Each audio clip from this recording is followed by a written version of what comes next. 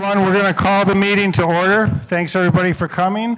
Can we start with roll call, Jason? Commissioner Cagle. Here. Commissioner Heisler. Here. Commissioner Hickey. Here. Commissioner Jacobson. Here. Commissioner Johnson. Here. Commissioner Neesensen. Here. Commissioner Tazinga. Here. Okay, next is the Pledge of Allegiance.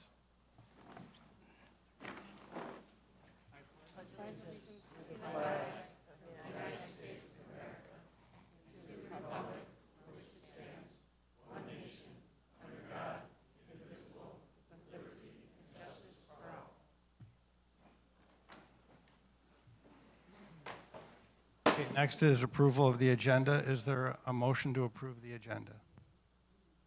I make a motion. Is there a second? Second. Okay, anybody opposed? I would like to remove item D from the consent agenda, please.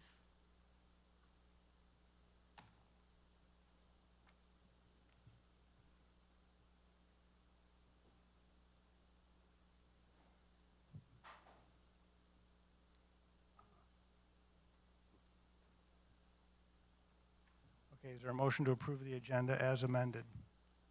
I would motion to approve that. Second. Second. All in favor? Aye. Anybody opposed? Okay, so before we go to matters from the public, I just wanted to say good evening to everybody. Yesterday, we were reminded of the ultimate cost and tragedy of escalating rhetoric and violence used to try to interrupt, overwhelm, and silence reasoned, rational discussion. Thankfully, we have the opportunity to have an orderly meeting tonight according to the agenda and Robert's Rules of Procedure.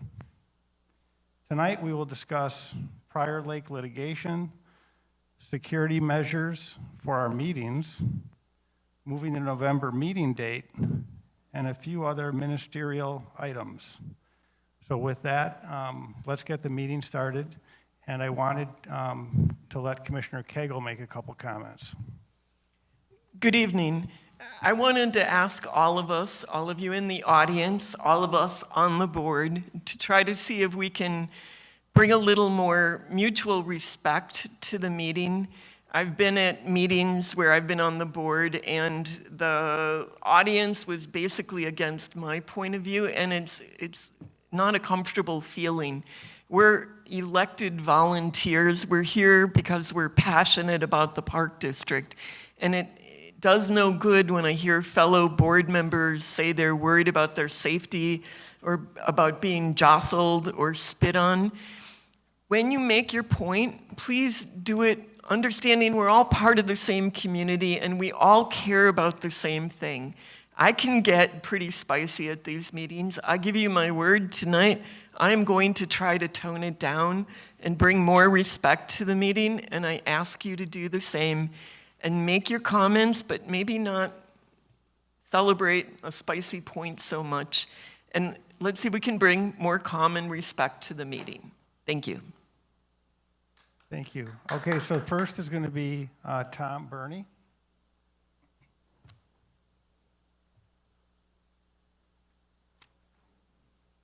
Good evening, everybody. I'm Tom Burney, 240 Deer Run.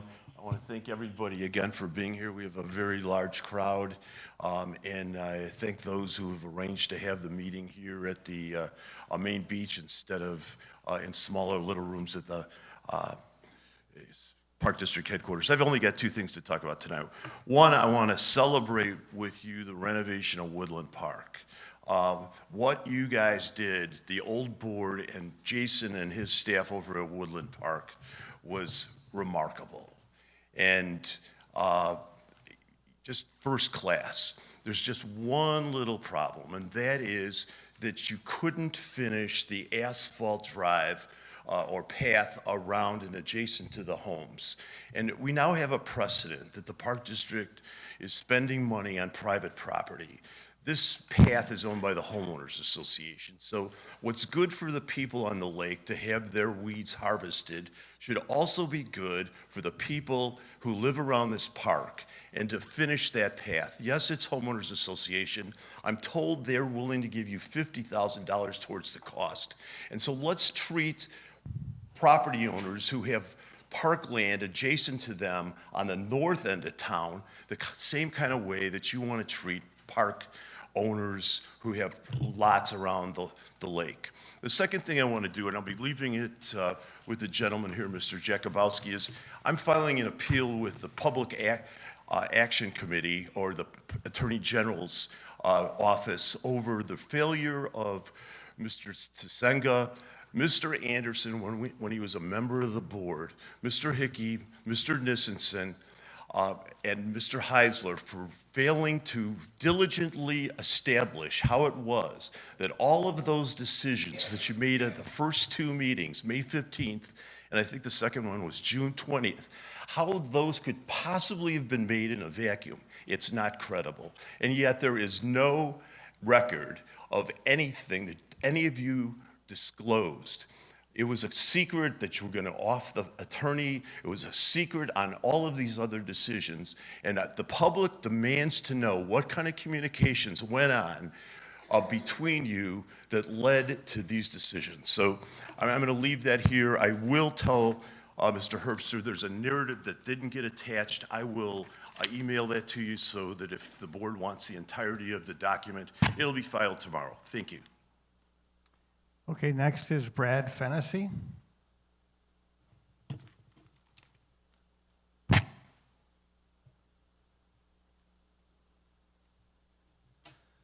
Good evening, Commissioners, President Tazinga. As a concerned resident last month, I created a chart tracking public trust in the Crystal Lake Park District. I modeled it after the one in your book, I Do Until I Don't, where you track your own highs and lows. But this chart here isn't your story, it's ours.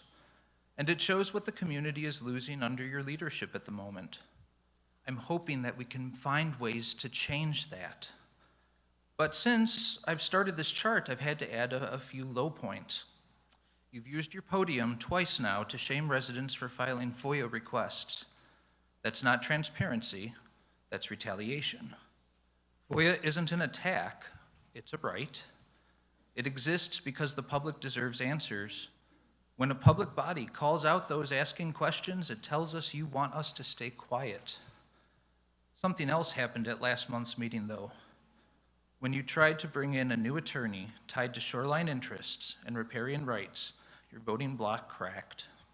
For the first time, the rubber stamp skipped a beat. So yes, I've added both moments to my chart. The FOIA retaliations are low. The blocked vote, maybe a flicker of accountability, but this community needs more than pauses. Earlier this summer, you were asked if you liked the Park District.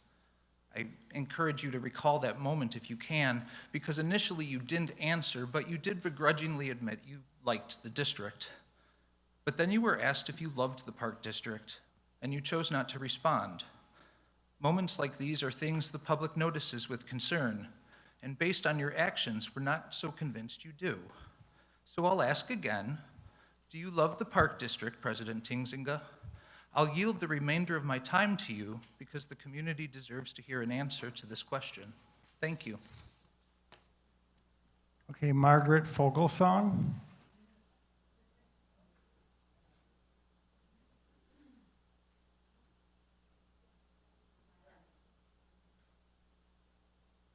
Good evening, everyone. My name is Marguerite Fogelsong, and I want to speak to the President's message appearing in the Fall Activity Guide.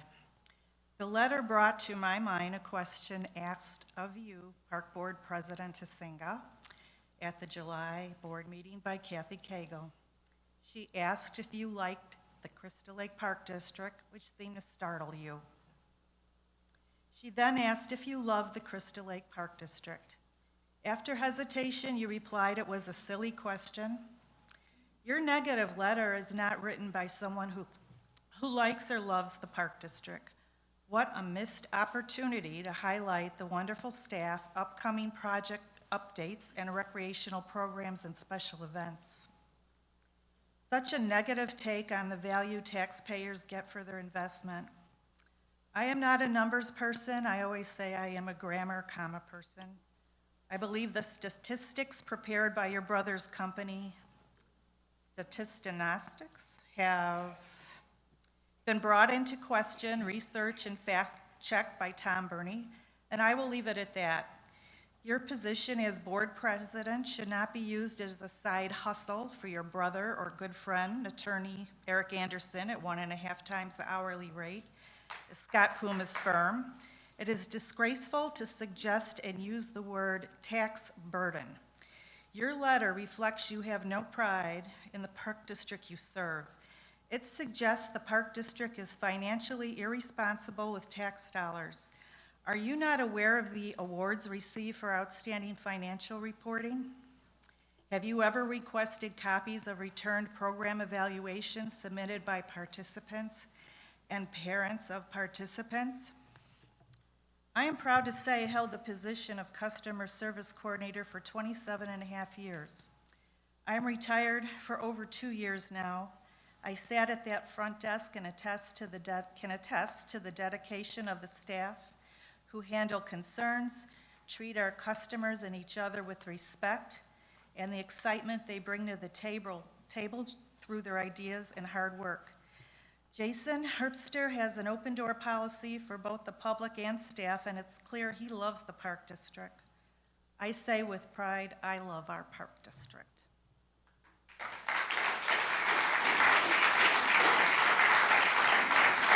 Okay, Mark Sparberger. Mark Sparberger.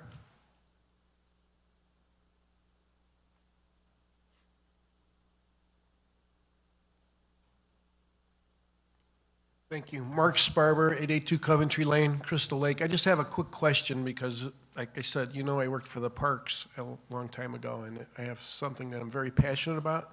I did not see an update on the maintenance garage. It wasn't on the agenda tonight. Can anybody give me an update on it? What's going on? Because you talked about funding last month, and that it was so expensive, and I don't know if you're going to talk to the staff about it. Can anybody give me an update? That's not on the agenda tonight. I get that. I asked for an We have no update. no update? No update. Okay, we'll see you next month. Carolyn Schofield.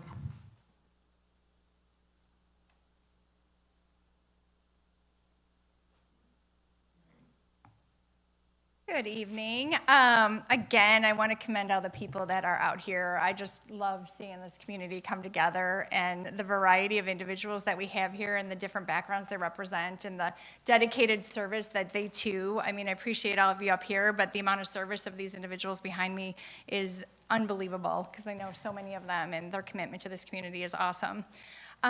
So I just wanted to reiterate, I felt like after that last meeting in public comment, and I was just really taken aback by some of the public comments that were said, so much so that I just, and since the video had a little snafu and was not able, and a lot of people had contacted me and several of us to see what had happened, but I do think there were some messages within those public comments that are worth repeating, one of which was a comment that what many people would describe as just deeply sexist and misogynistic viewpoints coming out of the president's book that he had wrote, and a couple of the quotes that are from that book, I Do Until I Don't, I believe is the name of the book, that came out, a couple of quotes directly from another public speaker last time was, "Watch out for women, they are just new sets of old problems."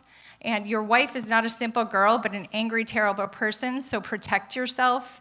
And men get distinguished as they age, women go over a cliff. And I just have to say, hearing these publicly spoken, I was personally offended. I mean, I'm a wife, I'm a mother.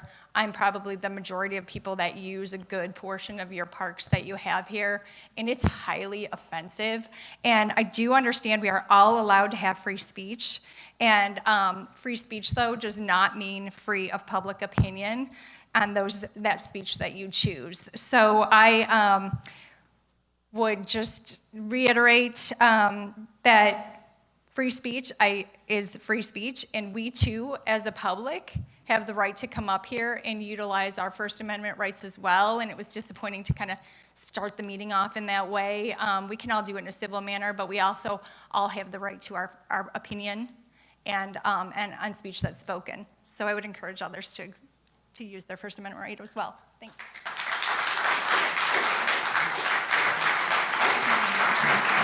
Bird Casey. Looks like Bird Casey or Bud Casey, Bud Lassie. Something with a B. Looks like a bird. Bird Casey. Okay, why don't we go to Michelle Hartwig?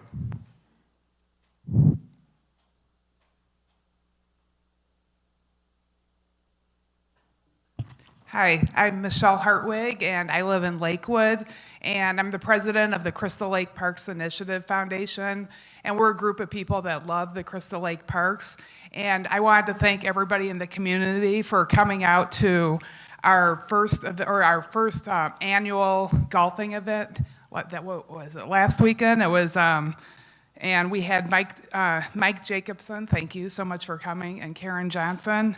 And we also and then Jason Herbster, he was there volunteering. It was really nice to see him flipping burgers and getting to go one-on-one with the community. And it was nice to get to talk to people. The park staff, we couldn't have done it without their knowledge and help, and we really appreciated that. We've got together as a board and we're starting to work on a project for art in the parks that will be at the Nature Center, where we're gonna paint a mural for kids, families, and the community. So thank you. Okay, Mike Zender. Mike Zender. Okay. Joseph Alf.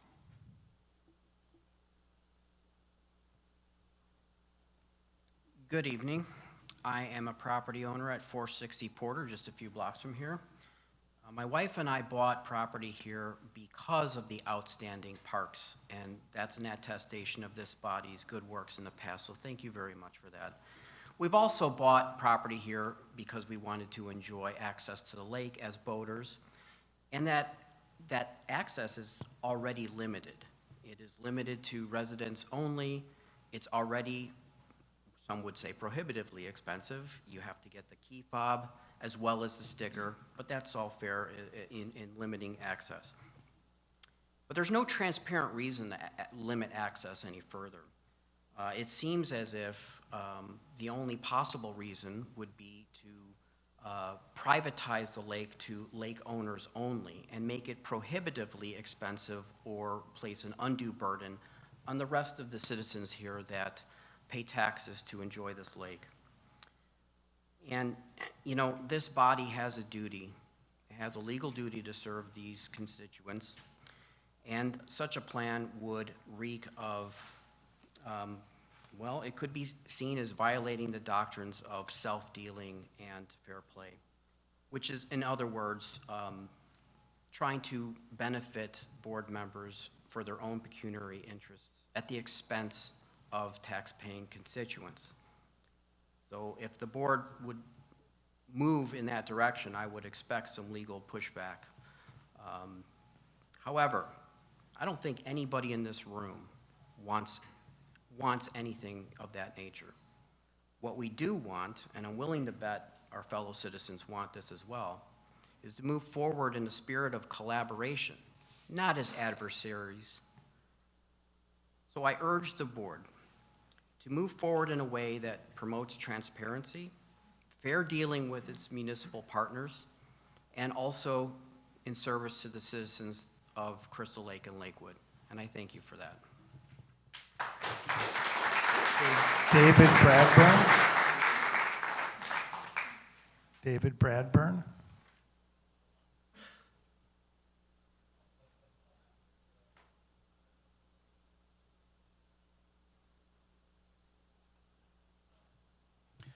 Greetings. My name is David Bradburn, and I'm a Crystal Lake resident. As I reflect on how the electorate is the largest government oversight body, I wanted to know specifically what we are holding our elected officials to. in this case, the Park District Board. Here are a few items in reading the board's general policy manual that I found interesting in light of the past few months' meetings. When it comes to conflict of interest on page 26, and I quote, each action or vote taken by board members in the course of their duties should be motivated by the district's best interest and should therefore be free of outside influence and self-interest. Board members shall have no direct or indirect financial interest in any aspect of the district's operations. Board and staff members will see to it that the board is aware of all memberships and financial interest in companies or organizations doing business with the district. Individual board members are expected to be recused from any discussion and/or voting matters in which he or she may have direct or indirect financial interest. When it comes to neglecting one's oath, found on page 27, as provided in the Illinois Park District Code, the board may also declare vacant the office of any commissioner who dies, resigns, becomes under legal disability, ceases to be a legal voter in the district, is convicted of an infamous crime, neglects to perform the duties of his or her office or attend meetings of the board for the length of time set in section 5.5, or who refuses or neglects to take the oath of his or her office, or for any other reason provided by law. And when it comes to interacting with other agencies on page 66, the board and staff shall endeavor to cooperate to the fullest extent with other agencies in the community, including governmental, public, and private social service and voluntary organizations, with the understanding that cooperative efforts will be limited to those that will enhance services of district residents while not significantly impacting negatively the functions, operating, or well-being of the district. End quote. If, as individual boards and members, you are persons of integrity, you will revisit what you swore an oath to do and adjust your behavior as needed. You have made us the laughingstock of communities around us. Therefore, only one way to improve the legacy of the current board is to change course to one that serves the public as a whole, or for there to be a mass resignation. Thank you. Deborah Meredith. Deborah Meredith.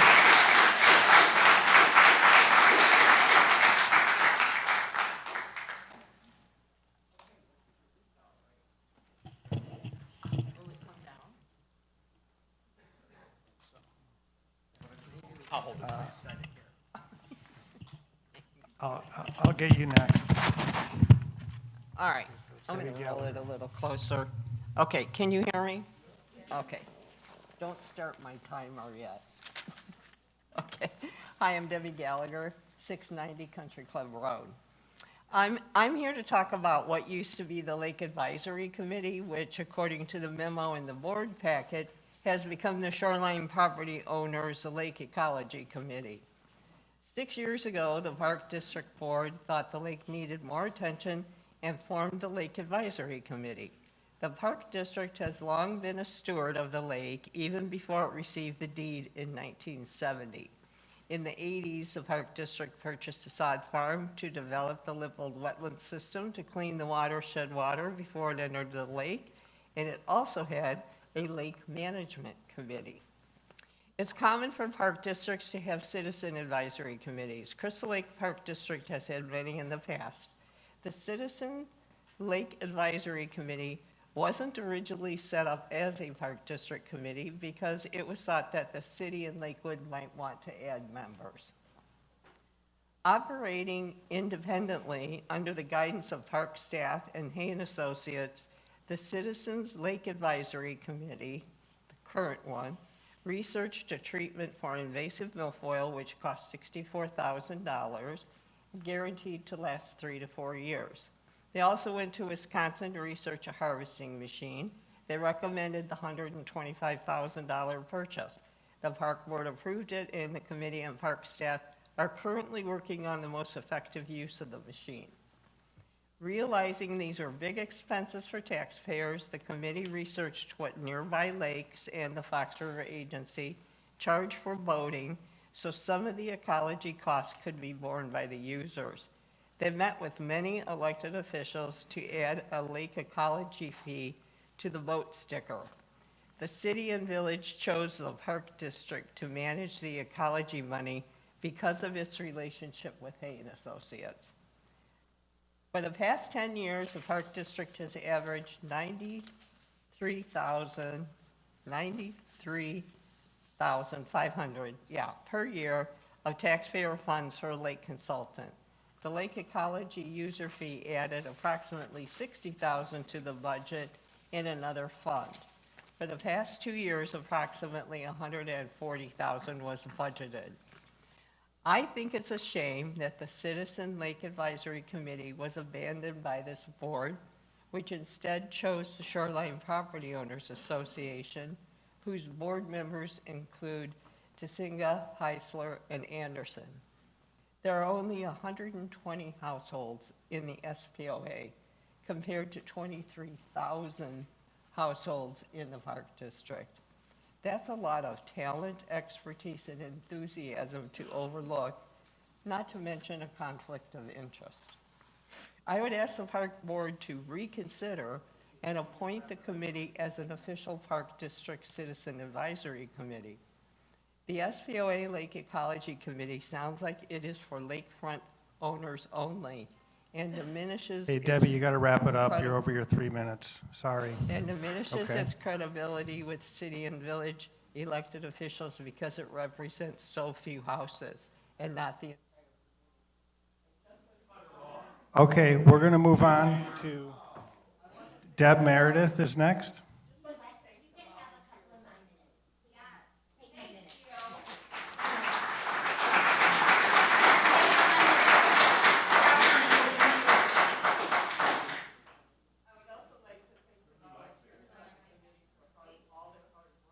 Hold on, we can't hear you.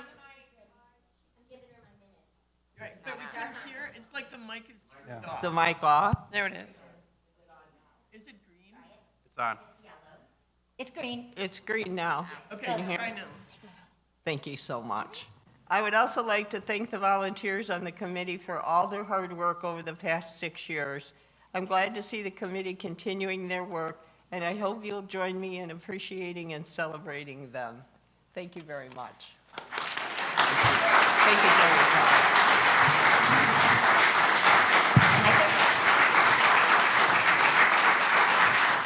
I'm Deb Meredith. I'm a retired teacher. I've lived in Crystal Lake 30 plus years. Is this working? My goodness, you are getting lots of feedback as a park board from lots of different sources. So for example, one of the ways that you've been getting feedback besides tonight, which is great, members of this community recently came out for a rally in support of what they value about our park district. You know, it was not to accuse anybody of trying to take away our lakes or our parks or our programs or our staff, but to show you what we value and what we elected you to strengthen and preserve. You've also gotten feedback from the Crystal Lake City Council, from the Village of Lakewood, from these engaged and informed citizens who come to these board meetings every month, by email, phone calls, and also just recently, some valuable feedback from 5 former Park District board members. You know, feedback is how an organization grows and achieves success.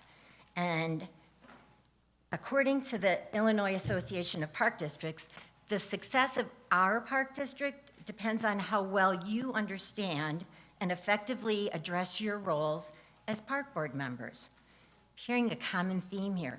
We are here tonight, and I'm here, because I want to know, what are you going to do to move this board forward?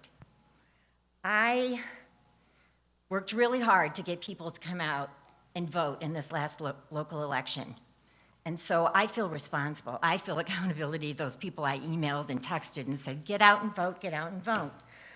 But you know, the Illinois Park District Association offers clear guidelines as to what defines effective board members. It's on their website.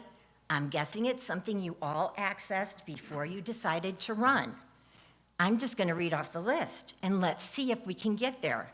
Effective board members have an attitude of cooperation, open-mindedness, objectivity, are motivated only by a desire to serve the citizens and the agency.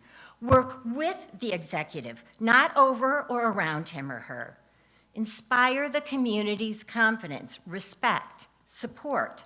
Spend time in board meetings on strategic plans, policies, procedures, not on operational details that are the executive's responsibility. Make no disparaging remarks about the agency, other board members, or their opinions. Keep high ethical standards. Display a talent for working with others. Do not promise voting outcomes prior to learning Hey, the Deb, you facts got to of wrap any it up. issue. Your 3 minutes Okay, are up. do not make any decisions until all sides of an issue have been presented.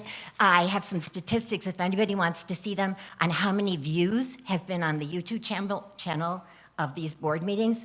It has gone up 1,000%. The community is watching. Thank you, Debbie. Thanks.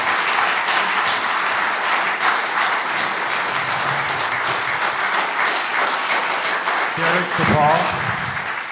Derek DePaul.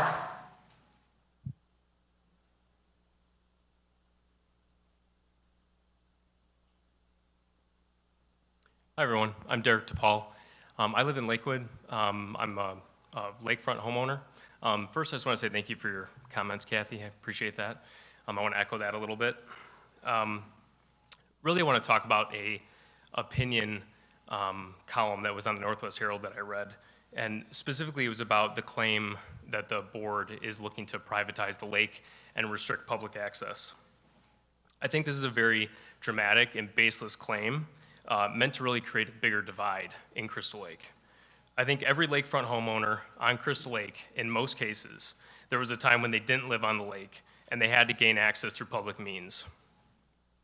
We would never want to limit public access, nor do we think that that's a reasonable thing to do by law. This opinion column is so transparently a tactic to fearmonger for the benefit of their own narrative, and Crystal Lake deserves better than that.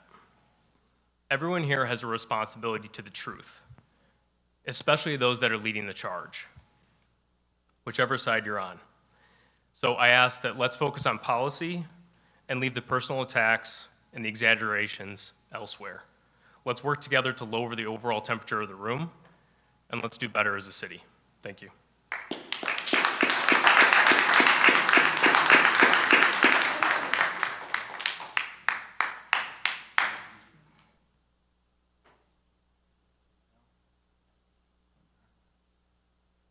Cal Skinner.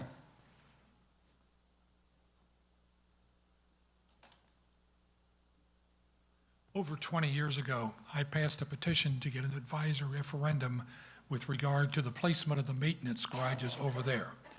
I and members of the community who live nearby thought that kids would be in danger with the cars and trucks coming in and out. Fortunately, that has not happened. I left last week before you discussed the proposal for the multi-million-dollar replacement of those garages.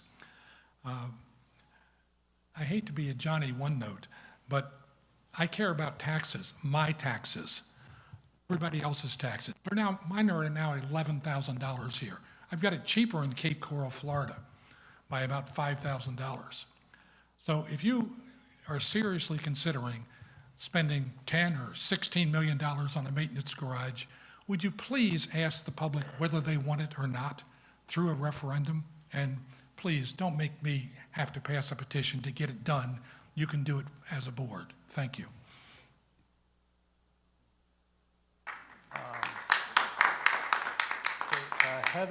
Heather Bulow.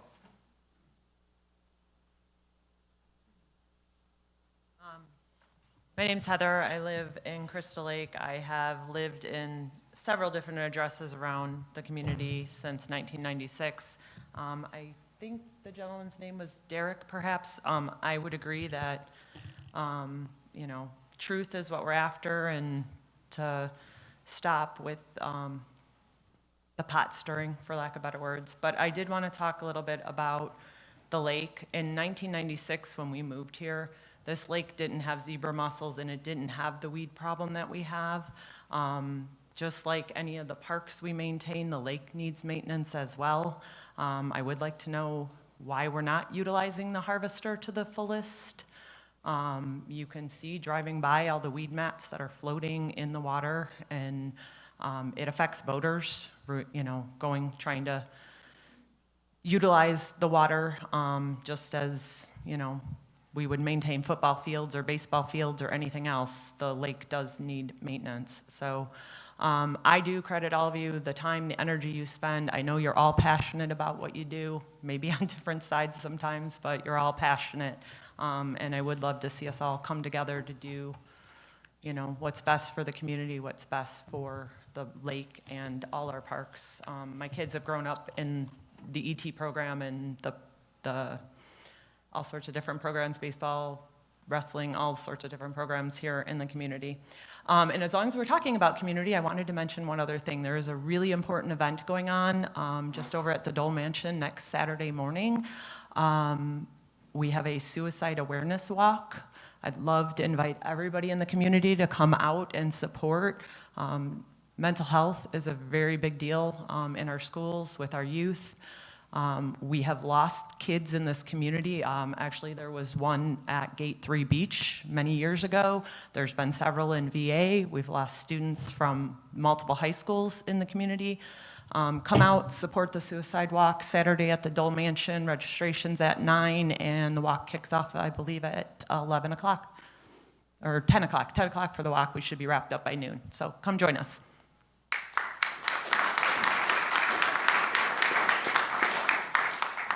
Denise Smith.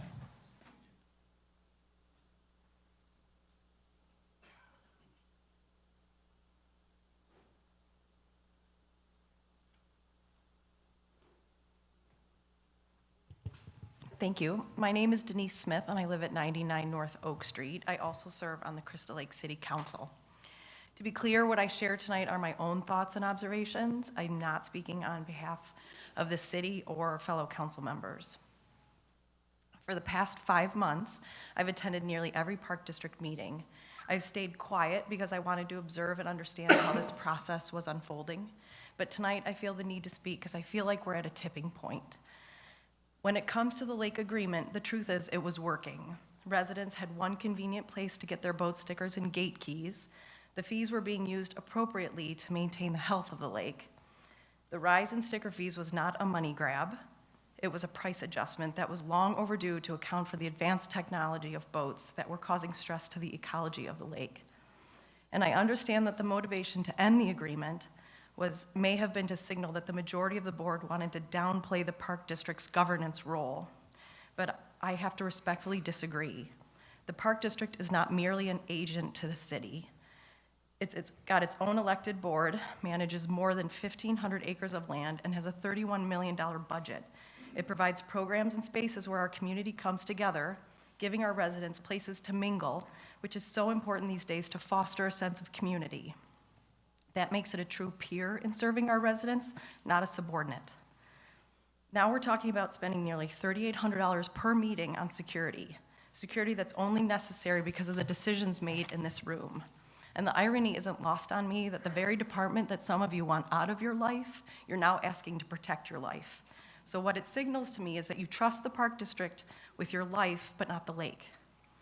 I share these thoughts because our residents are already taxed enough, and the idea of asking them to pay more to manage tensions that are created here, it's hard to justify.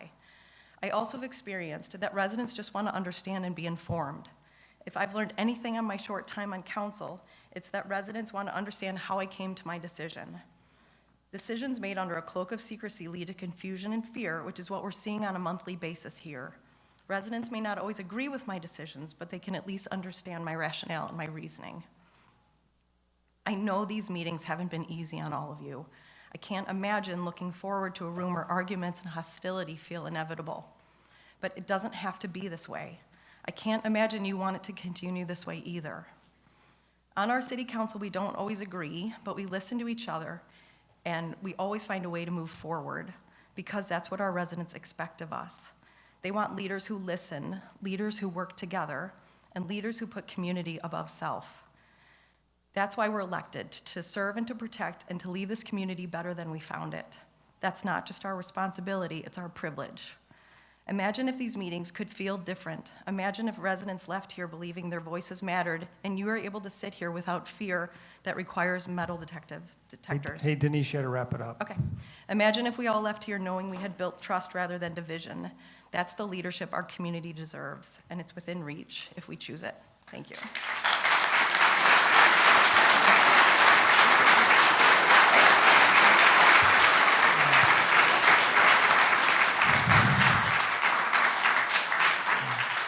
Sandy DePaul. Sandy DePaul. Okay. Anybody else that wants to make a public comment that maybe didn't check the box? Okay, so we're going to wrap up the public comment section. At this time, Commissioner Nissenson wanted to make a few comments before we proceeded. In following with Kathy's lead, I'm going to tone down what probably would have been rhetoric, and I just want to say that with regard to any stifling or restriction of access to the lake in any manner is simply untrue. There's not a board member that sits here that is in favor of restricting or limiting access to the lake for everyone.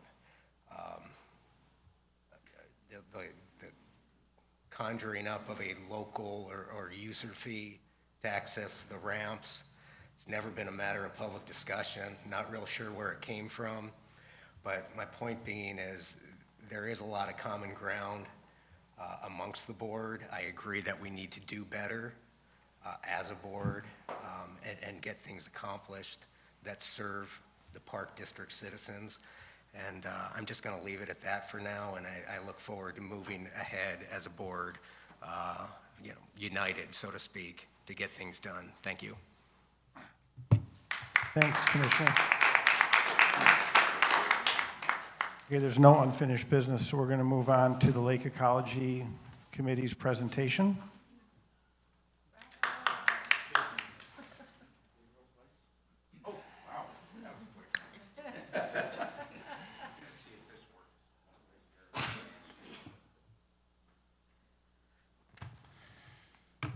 Good morning or evening. My name is Greg Kobolinski. I'm the chairman of the Citizens Lake Ecology Committee, so dubbed by our supporters in public, and thank you, Debbie, for the kind words. I'm here to give you a brief synopsis of the report you received in your board packages and on the procedures and recommendations of the Lake Ecology Committee. Before I start, I didn't think this would work. Probably too close, too far. Before I start, just a brief history of our committee, which was founded by the Park District in 2019. Following its establishment, the committee was instrumental in identifying a herbicide called Priscillacor, which successfully eradicated invasive species milfoil for a period of 3 years. We researched and identified a weed harvester, which the Park District purchased the following year.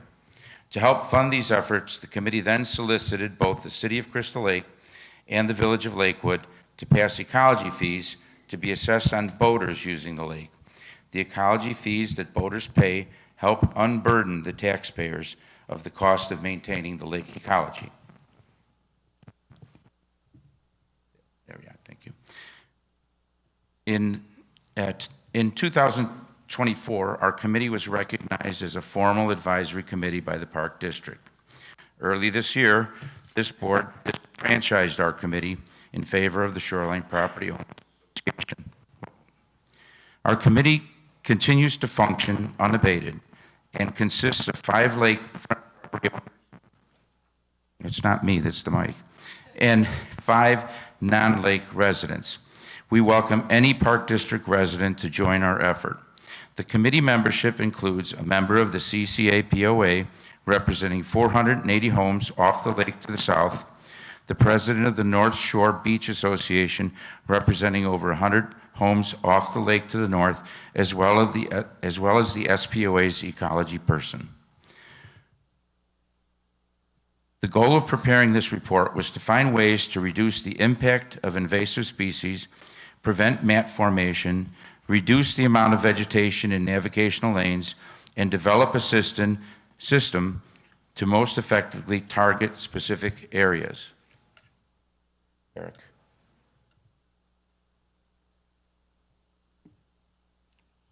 We prepared a report you received in consultation with Hay and Associates and Park District staff. The goal was to apply what was learned in past seasons and to provide community input to address the changing conditions of the lake. There we go. I'm going to ask Bill Carville, who worked extensively on this, to give you the rest of these slides. Greg asked me to handle the part where we get into the weeds. So we set apart with a group and tried to develop some tools last year and tried to enhance them this year and take them to a new level. We developed the lake planning calendar, which was the first time where we identified activities that needed to take place. All the board members got a copy of the draft plan so that we can then, month by month, as we go through, work with staff to come up with the appropriate action plans. We developed a lake map zone system so that we could have differentiated services. So for example, if you think of a regular park around Veterans Acres, is a nature preserve.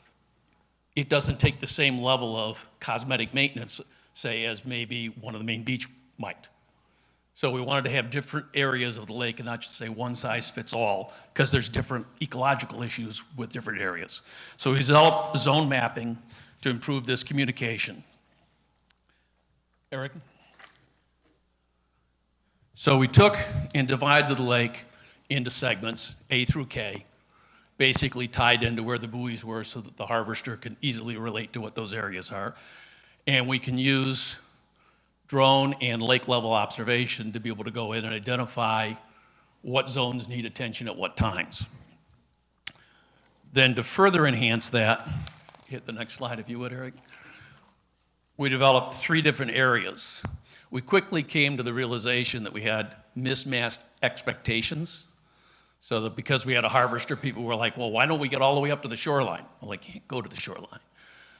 For example, we may find that different water levels at different times of seasons require different approaches.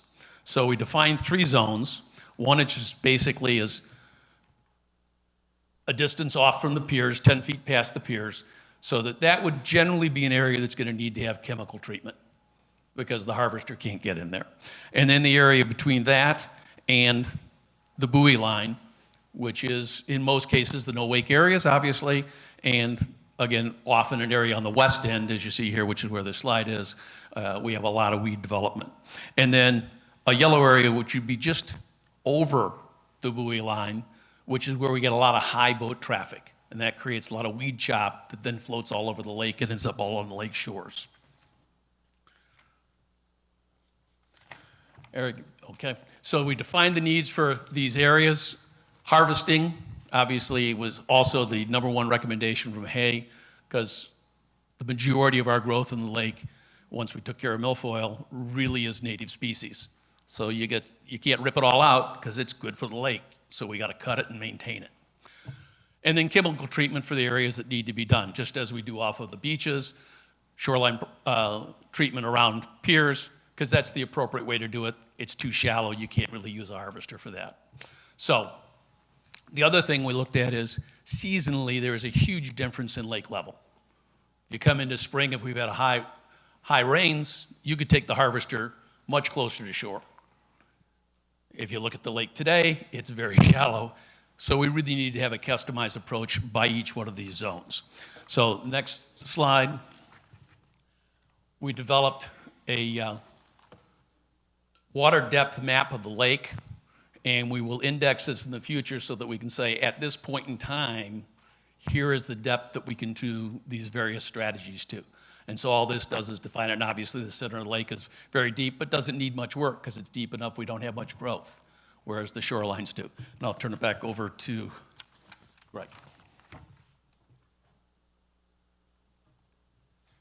So we've got a couple of proposals for 2006. We're going to ask that the Park District invest in a drone to help in its planning for the lake. We're asking that the harvester be equipped with a depth finder and a GPS tracking for management of the equipment. And monitoring lake conditions throughout the year will help us develop and modify zone action plans. And the next slide here shows us this is a suggested example of a schedule that we might use next year, now that we have 3 years of experience of when the drones would inspect, what we would do when lake levels reach a certain point, when chemical treatments should be scheduled, and a schedule for the harvester, and obviously we'd fill in zones there that called for treatment. If nobody's seen what the lake looks like from the drone, we put a couple of these slides in. So that's the South Shore and the West End. Needs a lot of work there. One more, Eric. So we've also like to recommend that the Park District develop a brochure on explaining to the citizens what its efforts are in treatment, prevention, harvesting, monitoring, distribute this maybe with the stickers and the boat user keys, and maybe make it part of the regular literature, and possibly even have us normal folk talk at the lake meeting, and we promise no scientific explanations. One more, Eric. So a seasonal recap. This is an approximation. About 1,000 cubic yards were removed, 40,000 pounds of material. The harvester was not used as often as we would have liked for a number of reasons. The treatments in the lake occurred in May for curlyleaf, which is an invasive species.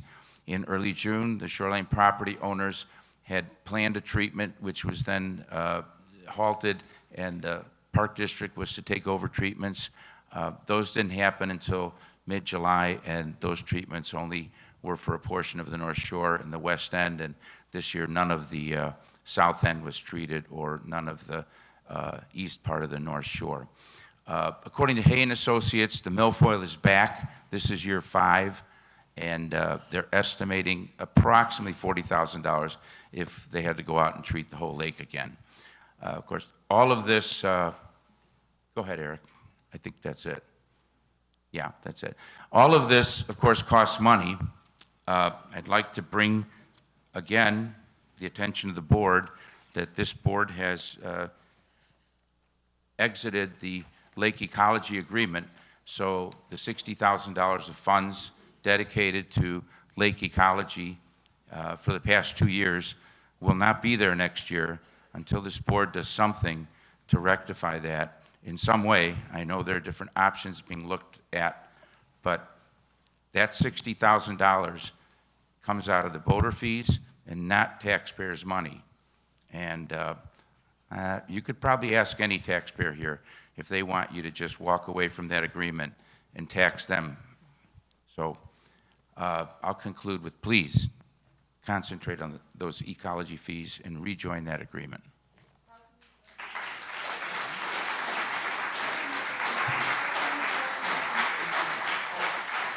I'm sorry. Thank you, Heather. Anybody who would like to join our committee, see me after the meeting.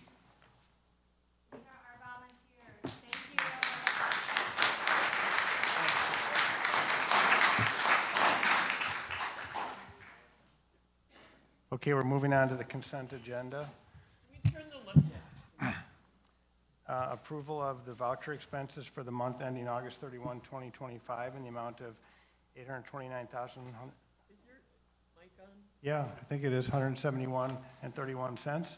Approval of the interim voucher expenses for the month ending September 30, 2025 in the amount of $713,606.24. Accept the treasurer's report for the month ending August 31, 2025 in the amount of $15,630,921.13. And approval of the Options and Advocacy Art Show event. Is there a motion to approve? I move to approve the consent agenda. Is there a second? I will second it. Anybody opposed? Okay, now items removed from the consent agenda. No, roll call. Roll call. Commissioner Cagle? Yes. Commissioner Heisler? Yes. Commissioner Hickey? I approve everything excluding the payments to Charles Herdrick and Son. Thank you. Commissioner Jacobson? Yes. Commissioner Johnson? Yes. Commissioner Neesensen? Yes. Commissioner Tazinga? Yes. Moving on to items removed from the consent agenda, approval of the regular meeting minutes, 8/18/25. I asked that the minutes be removed because there are three things on the minutes that I'd like corrected. The first item is how we place items on agenda. We changed it, and I believe the correct way that we agreed on was that if the president wanted to put something on the agenda, they would get a second and send it to the executive director. And if any other commissioner wanted to get it on the agenda, they would get a second and then send it to the executive director. Because we could not send it to the president, there would be 3 board members involved, then it would be a violation of Open Meetings Act. So it was my understanding that we agreed that, and in the minutes, it does say the president plus a second send to the executive director. But I believe for commissioners, for any other commissioner, it should be a commissioner sends it to a second and to the ED, the executive director. Eric, you want to weigh in on that? My recollection is that something on the agenda, the president is treated. The president is treated just like any other commissioner. It takes a second to get something on the agenda. The process, I don't recall it being so restrictive that you have to ask for a second before you ask for it to be on the agenda. It just takes 2 commissioners to place something on the agenda. Right, but we don't have to ask the president to be our second. We can ask any commissioner to be our second. That's my recollection. Pardon? That is my recollection. Correct. And so when we do get somebody who is a non-president to be the second, when we send it in, we cannot send it to the president because then there'd be 3 commissioners on an email, which would be a violation of the Open Meetings Act. So I thought what we had agreed on was, for example, this last meeting, I wanted something on the agenda. Mike seconded it. When I submitted it, I sent it to Mike and to Jason, but I did not put the president on it because I did not want to violate the Open Meetings Act. Yeah, you can create a spaghetti bowl that way, yes. That I could don't be- know what you said, what? The electronic communications between 3 members could be interpreted as a violation of the Open Meetings Act. Right, and so I thought what I'd like corrected in the minutes is to say when a commissioner wants to have something on the agenda, they get a second person to second it, and we send it to the executive director. That's what I would like corrected. I think that's what we agreed on at the last meeting. Commissioner Hickey, any thoughts? I thought we already talked about this. Yeah. Good, right? I mean, you came up with that new process. I think it's amazing, and I thought we voted that we're good to go. Okay, Commissioner Heisler? No comments. Commissioner Jacobson? I agree with what we just were talking about. Commissioner Johnson? Yes, I agree. And it's just not in the minutes Okay, from what we. Commissioner Nessenson? Yeah, I agree. Okay. And we'll correct that. And then the second thing, I have 3 things to correct in the minutes. The second thing is in the pickleball discussion, I would like recorded that we agreed to hold a community input meeting. That is not in the minutes. Okay, anything else? Pardon? Anything else you want to? Yes. And then probably the most important one is the discussion of the IGA. It says, Commissioner Tisenga presented a proposed title change to the intergovernmental agreement to call it a contract. And we did not just change the title of it. We proposed a different contract completely. So we canceled our IGA meeting, our IGA agreement. And last meeting, what the board approved was a contractual relationship.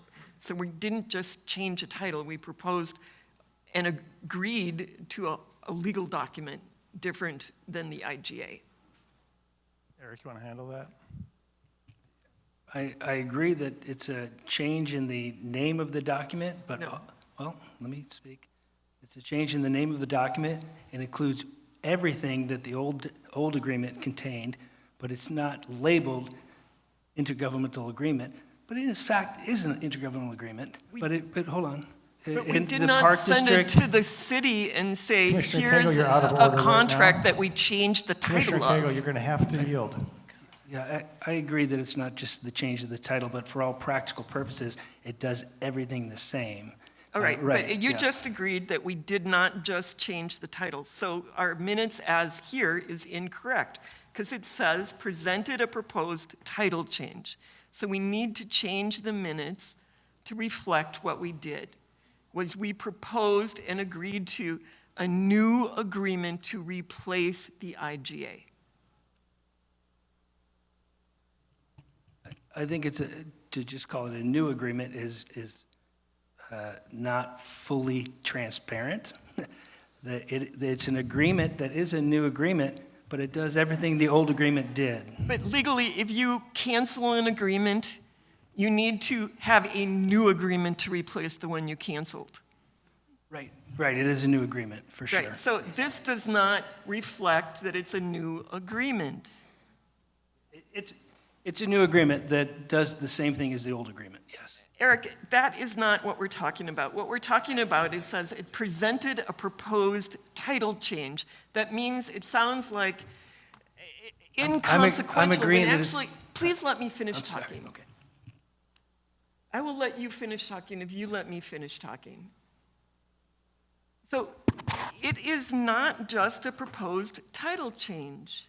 It was a wholly different document. We canceled the previous one. We sent a legal agreement to the city saying we cancel it. So you can't just change the title and pretend it's the same document. It's a new agreement. Thank you. It is a new agreement, yes. Okay, so can we correct the minutes, please? Commissioner Hickey. Yeah, I'm just, what do you want this to say in the minutes? Just, that would be the easiest thing to come up with. What do you want it to change the minutes to reflect? I would say Commissioner Tisenga presented a contractual, New agreement? a new agreement to replace the IGA agreement. That sounds good. Commissioner Heisler. Okay. So this agreement, just so everybody in the room is aware, is exactly the same agreement. It's got the same requirements, the same prices, the same statements, the same facts, the same information. It literally has a different title. But it is the same agreement with a different name. Can I? Okay. Commissioner Can I Nissenson, jump you're back out of in? order. Okay. Commissioner Nissenson? I agree with what was just said, how it was just described, and I think we should move on. Commissioner Johnson? I see, it's what Kathy was talking about. The minutes are not reflecting what we were just talking about, that, because the wording that was written in here was a title change, and it's a new agreement, and it needs to be said what it is, and I don't know when we'll see the new agreement. We approved it Okay, at the last meeting. okay, so as long as that's been approved, it's just not representing in the minute. Commissioner Jacobson? I just don't understand why we just can't approve the request that Kathy had pointed out and move on. So what is the wording that you would, what's your motion right now? I make a motion to, I don't think you need a motion now. You're going to approve the minutes at the next meeting. we never bring them back to another meeting. If you could get a consensus, then contain that language in the proposed minutes, and then you'll vote to approve those minutes. Or we could vote to approve the them right minutes as now. amended right now. So I move to approve the 3 changes I proposed to the minutes. And I would second Kathy's motion. Okay, discussion. Rich? Nope, I have nothing. Kathy? No. Commissioner Heisler? Commissioner Nissenson? No. Commissioner Johnson? No. Commissioner Jacobson? No. Let's vote. Roll call. Commissioner Hickey? Yes. Commissioner Jacobson? Yes. Commissioner Johnson? Yes. Commissioner Neesensen? Yes. Commissioner Cagle? Yes. Commissioner Heisler? Commissioner Tazinga? Yes. Okay, November meeting date change. I'd like to make a motion to move the meeting up 1 week. Candidly, I will be out of office, out of town on business that week. It's also my understanding that separately, Fred, you're going to be out of town that week that was scheduled. So I'm requesting that we move the board meeting up 1 week so that it doesn't have to, I can't do that meeting as scheduled via video. It won't be an option for me. So I'm just requesting that we move it up a week, given that it's 2 months in advance. Okay, is there a second? So what would the new meeting date be then? I think November that would be 10th. November 10th. I will second it. Okay, any discussion? I Commissioner believe Hickey? we had a really robust discussion 2 months ago about there's absolutely no reason to change a board meeting. And I understand that things come up. I've missed them before. And I think it's okay to miss a meeting. And I'm sorry you'll miss it. And I appreciate your wish to be here. But I think it's just the way it goes. And it's okay to miss a meeting. Commissioner Heisler? Any discussion? We're all in agreement. I'm fine with it. Commissioner Johnson? I agree with what Kathy said. I thank you, Keith, for bringing this forward, but we've all missed at least one meeting or so. As long as we have enough people for voting, Quorum. it's okay. Okay, Quorum. Commissioner Jacobson? I've missed meetings before as well, so I'm assuming that the way we vote, I mean. Okay, so the motion is to move it up 1 week. Let's do roll call. Commissioner Jacobson? No. Commissioner Johnson? No. Commissioner Neesensen? Yes. Commissioner Cagle? No. Commissioner Heisler? Commissioner Hickey? Yes. Commissioner Tazinga? Yes. Motion carries.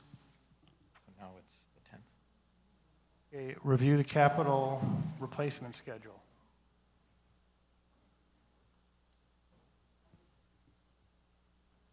Okay, so on the agenda, we've got the capital replacement and improvement schedule. So every year, the staff brings this in front of the board in two forms. One, in front of you is the full 10-year capital replacements schedule. It's a little bulky and cumbersome to get through, but it shows our capital replacement schedule for the next 10 years. For an item to be on this schedule, it has to have a life expectancy of over 10 years or over $10,000 in value. And the funding to do capital is typically derived from surplus fund balance and occasionally the issuance of debt, depending on what the projects are. We bring this to the board now as we prepare for the tax levy. It's important we show that there's a need for what we're looking to levy, and the capital replacement schedule is part of the overall budget process for us. So every year, staff sits down and goes through the entire project.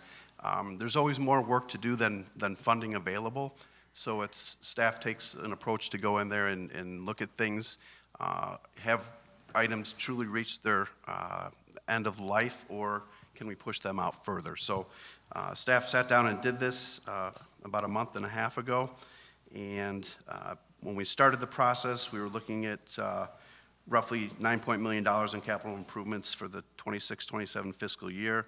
After refining the schedule, it was reduced down to about $6.4 million. That also includes project-related professional services for the year. Once the audit is complete for fiscal year 24-25, we'll have a better understanding of where our surplus fund balance lies, and additional adjustments will be made to this plan based on where those funds fall, so that we can decide whether we need to continue to shift items, or we can add items to the list. So we just wanted to share this with the board so you can kind of get a handle on what we're looking at for the upcoming year. Like I said, the first document that's behind the memo shows you the projects for the upcoming year. And like I said, that was running about $6.4 million. And once we know what the surplus fund balance will be moving forward, we will adjust this list accordingly. And then behind that is, like I said, the 10-year plan that shows moving out. On that document, it shows the date of the most recent replacement, along with what an expected life expectancy is of those items. So this is always a work in progress because we're adding things to properties, we're removing things from properties. So it's a constant work in progress. We don't use it as a wish list. It's really just, this is what we have and this is what we needed to take care of and plan for. So I'll entertain any questions that you might have about it. And then, like I said, this kind of sets the table for moving into the tax levy discussion.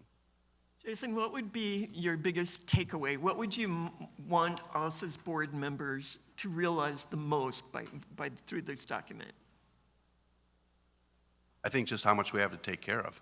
I think that's the purpose of it. When I arrived here 15 years ago, there wasn't a document. And my question was, well, how do we handle capital replacement? And it was, well, we kind of just come together as a staff and a board and we figure it out. And certain things rise to the top, certain things don't. One of the things I was made aware of then was the old West Beach building needed to be replaced. And I asked the question, where is it on capital replacement? Well, we don't have one.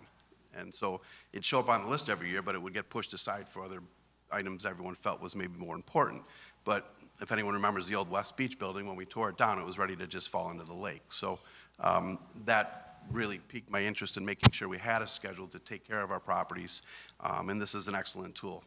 I stole it from where I used to work, and it keeps us focused and provides a collective view for the board and the staff to realize these are the things we need to be focusing on. So, you know, an occasional wish can get thrown in there and we can take care of it, but you know, we are hearing from the community, let's take care of what we have, so. I have one more question, please.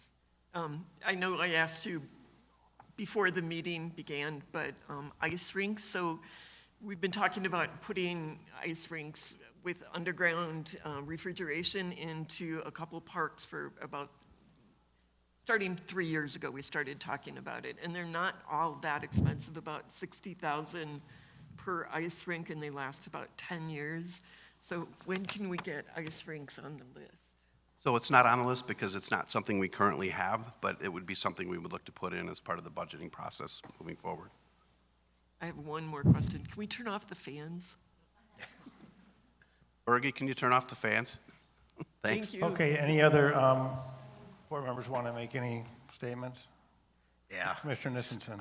I think one glaring miss on the short-term and long-term capital improvement, if anybody's driven at Lippo Park over the last year, 20 years plus, like I have, I think it's time to talk about putting in permeable asphalt throughout the park, whether it be all in one fell swoop, which is tearing off a big financial Band-Aid, or doing it in pieces like the parking by Bunkoski and the volleyball and skate, the section by Houndtown and the soccer fields, and then the stretch between the soccer house all the way to Mickey Sund and the Little League. I just think that Park District citizens deserve a paved, striped park because Lippold truly is, I think, the jewel of the district in terms of its attraction, the number of visitors, and I just think it's time, and it's not even a matter of kicking the can down the road. This can doesn't even exist right now. Keith, we have talked about this before. The cost is mind-boggling, and it also brings up the concern of if we put impervious surface down, what it's going to do to drainage through the park and into the lake. I'm all for paving at least some of the main areas. I think it's embarrassing that it's all so rutted, and it's not ideal by any means, but I would be in favor of discussing this further. But Keith, I thought I heard you say permeable. Oh, you said impermeable? I'm sorry. Okay, so you guys, I think let's bring the meeting Okay. kind of back to order. So why don't we just go around if people want to make comments, okay? So we're going to go one at a time. Okay, so Kathy, you've made yours. So Commissioner Hickey, do you have a comment you want to make? Yeah, Jason, when you look at this from years past and you have this budget, if you will, how far off is that? Because you don't, these aren't actual estimates right now. This is like a best guess, right? Right, it's not hard numbers. One, we know we're gonna, as we get closer, staff will start going out and getting pricing on these if they can. And it's something we've got to do because with the way the market changes right now, You know, just a best guesstimate isn't really going to cut it. Then we don't want to come up short and then have to push it down the road even further, especially because certain things can't get pushed any further. But in the past, has it been close? Is it generally fall well under or goes Usually way the over? funding falls well under what we need to do. Okay. Commissioner Heisler? Commissioner Jacobson? No, I just was clarifying what Keith had mentioned. I thought Commissioner he John? heard the word permeable, which to me sounded like a great solution, but I don't even know, I think it warrants further discussion. That's all I'm saying. Correct. Right, and I'm guessing that it might be even more costly, but I don't know. That's something I don't know. Commissioner Johnson? I appreciate this from being on the board in the past and this looking at the list for the year and then knowing the 10-year goals and stuff was very good for all of us as commissioners to learn that. Yeah, so I wanted to say that I think this is a great thing that you're doing and that it's important to budget, you know, keeping everything repaired properly and curbs and roofs and all that sort of thing. And I'm assuming that that's kind of what all this is about. Because otherwise you think you have more money than you do because you haven't budgeted to do these things. So that's very good.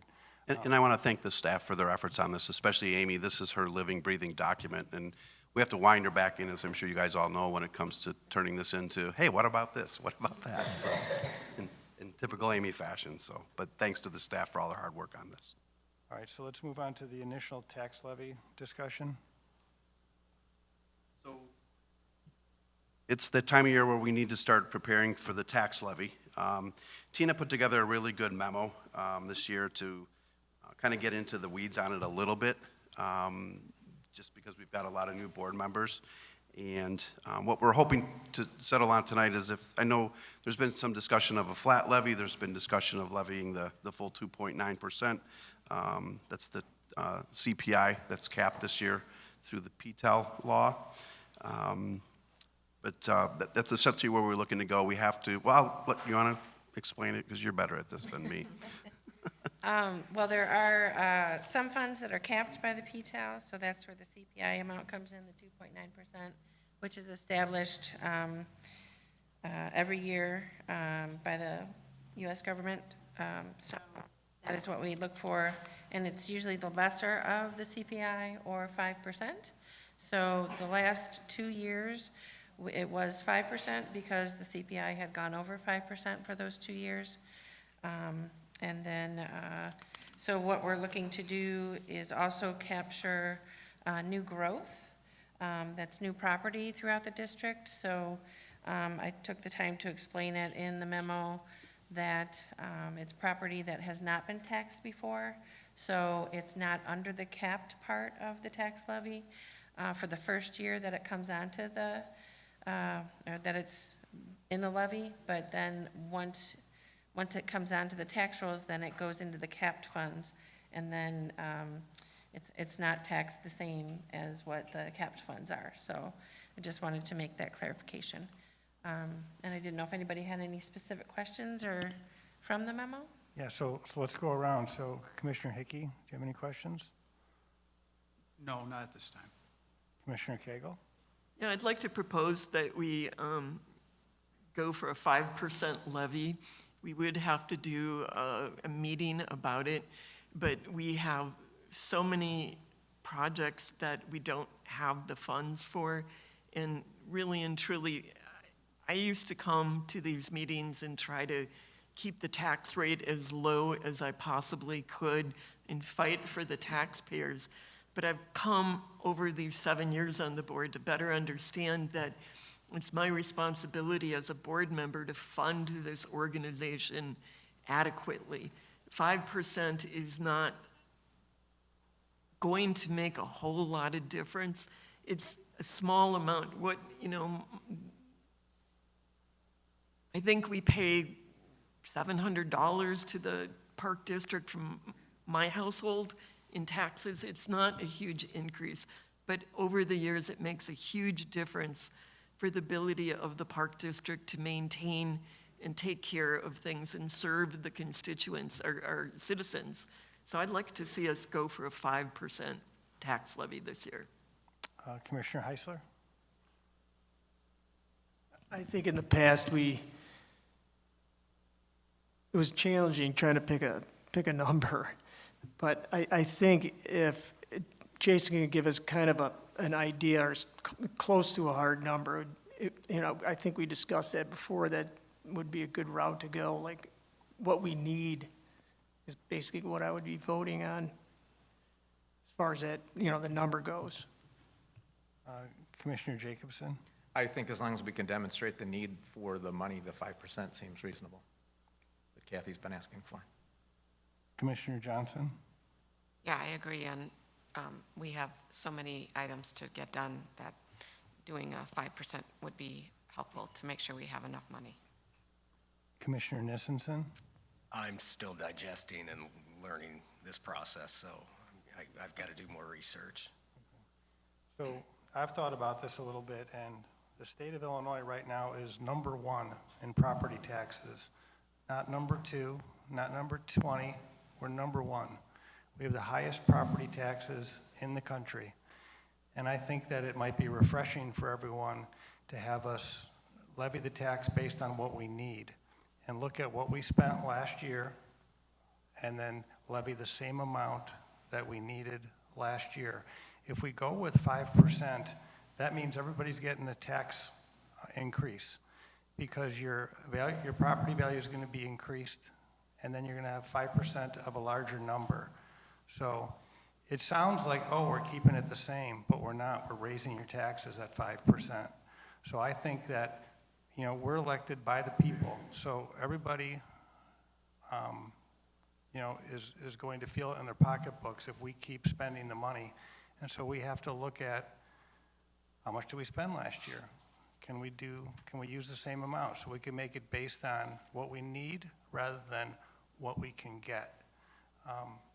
Eric, do you want to put some color on this?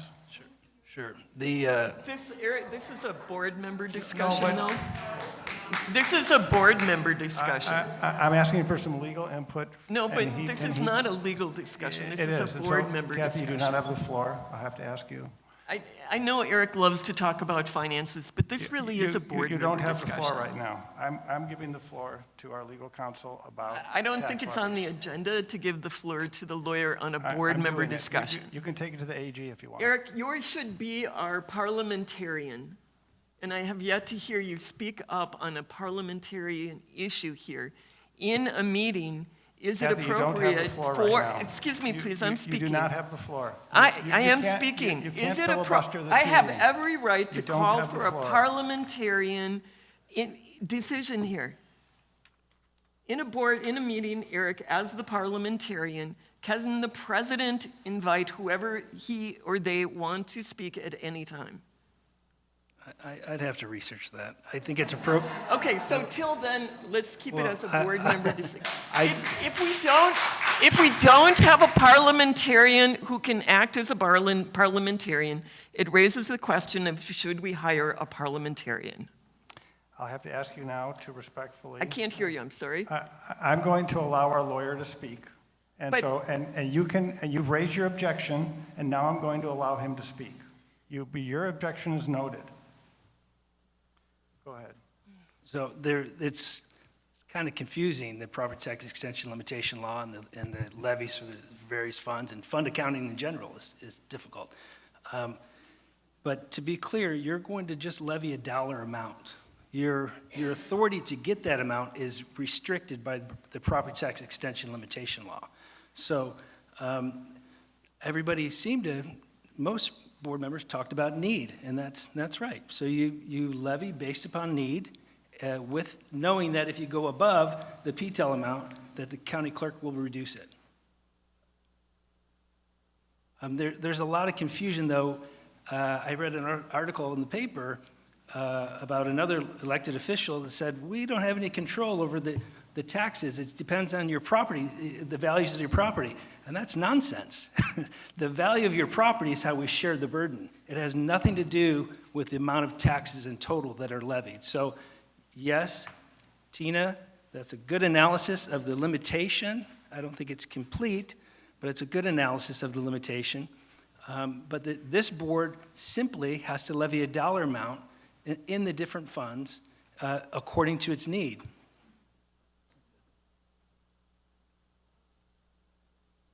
Okay, thank you very much. I would just like to add that we do have to make the determination of funds within 20 days before we vote to approve the levy amount. So do you think it's possible to get the number that we need? Like, do we know the number we need? You don't have to levy, you don't have to file your levy until the end of the calendar year. Correct, it's due to the county by the last Tuesday of December. So if the board were to approve the levy at the December meeting, we would just need 20 days before that to make sure that the board authorized the amount that we are going to levy. It's not the amount, it's the proposed amount. Oh, the promote. So you can make changes after that 20-day meeting. Correct, correct. But That is- doesn't, if the board waited that long, doesn't it cause staff a lot of stress with putting together a budget? It does, yeah. And we prefer to have it approved at the November meeting so we can know where we're at with the budget process. Correct. We can have a number at the October meeting. So based on what everyone has talked about need, and Fred mentioned levying what we did last year, which was overall 4.2%. So the CPI this year is 2.9, and then anything over that, if we did the 4.27, would get us, that would be the new growth we would I think capture. Fred mentioned levying the dollar amount the same as last year. Yeah, I wasn't really talking percentage, I was talking dollar amount. Is there a way to back into the percentage from the dollar amount? Well, it's a formula that Yeah. Tina uses, so we can probably do that. The purpose of the formula is to determine your P-TEL limit.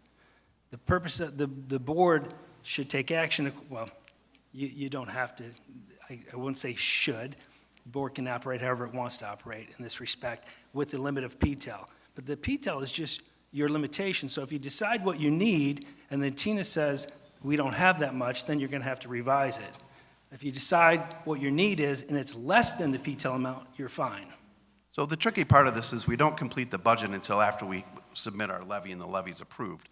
So that's why we show you the capital replacement schedule that, we started out with a need of 9.5. We've dialed it down to 6.4. We're pretty confident if we levy the full amount, we'd probably still need more money. So if the board's asking for staff to say, well, what do we really need to accomplish what we need to do, we're still going to come up short with levying the full amount. I think if you give them your reserves and the amount that you've spent for the past few years and what you intend to spend for the budget next year, that's probably the information they're looking for.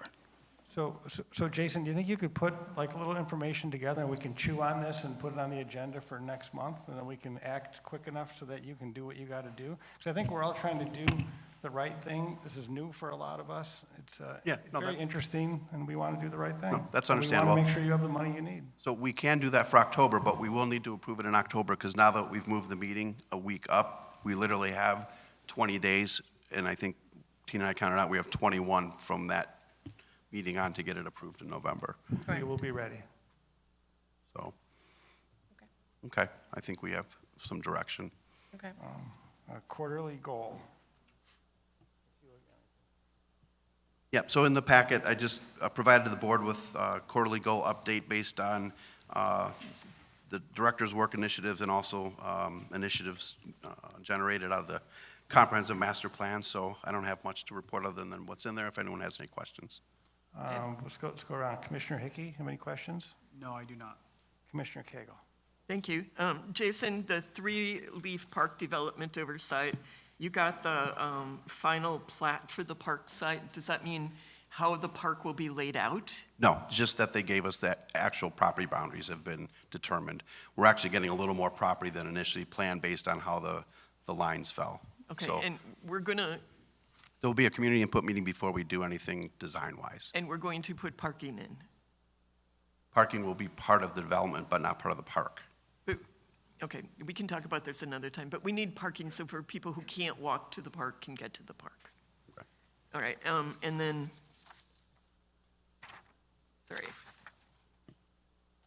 Under marketing, we have continued to develop the marketing internship program, which I think is great, but how come we don't have the internship program in other areas? Why don't, like Eric, we had talked about you bringing on an intern for next year possibly And Kurt, maybe, so can we make sure that we have interns in other areas? Yeah, as we're well? actually working on that in all areas. For Eric's department, Kurt's department had an intern this summer, and we're looking to get like 6 for Amy next summer.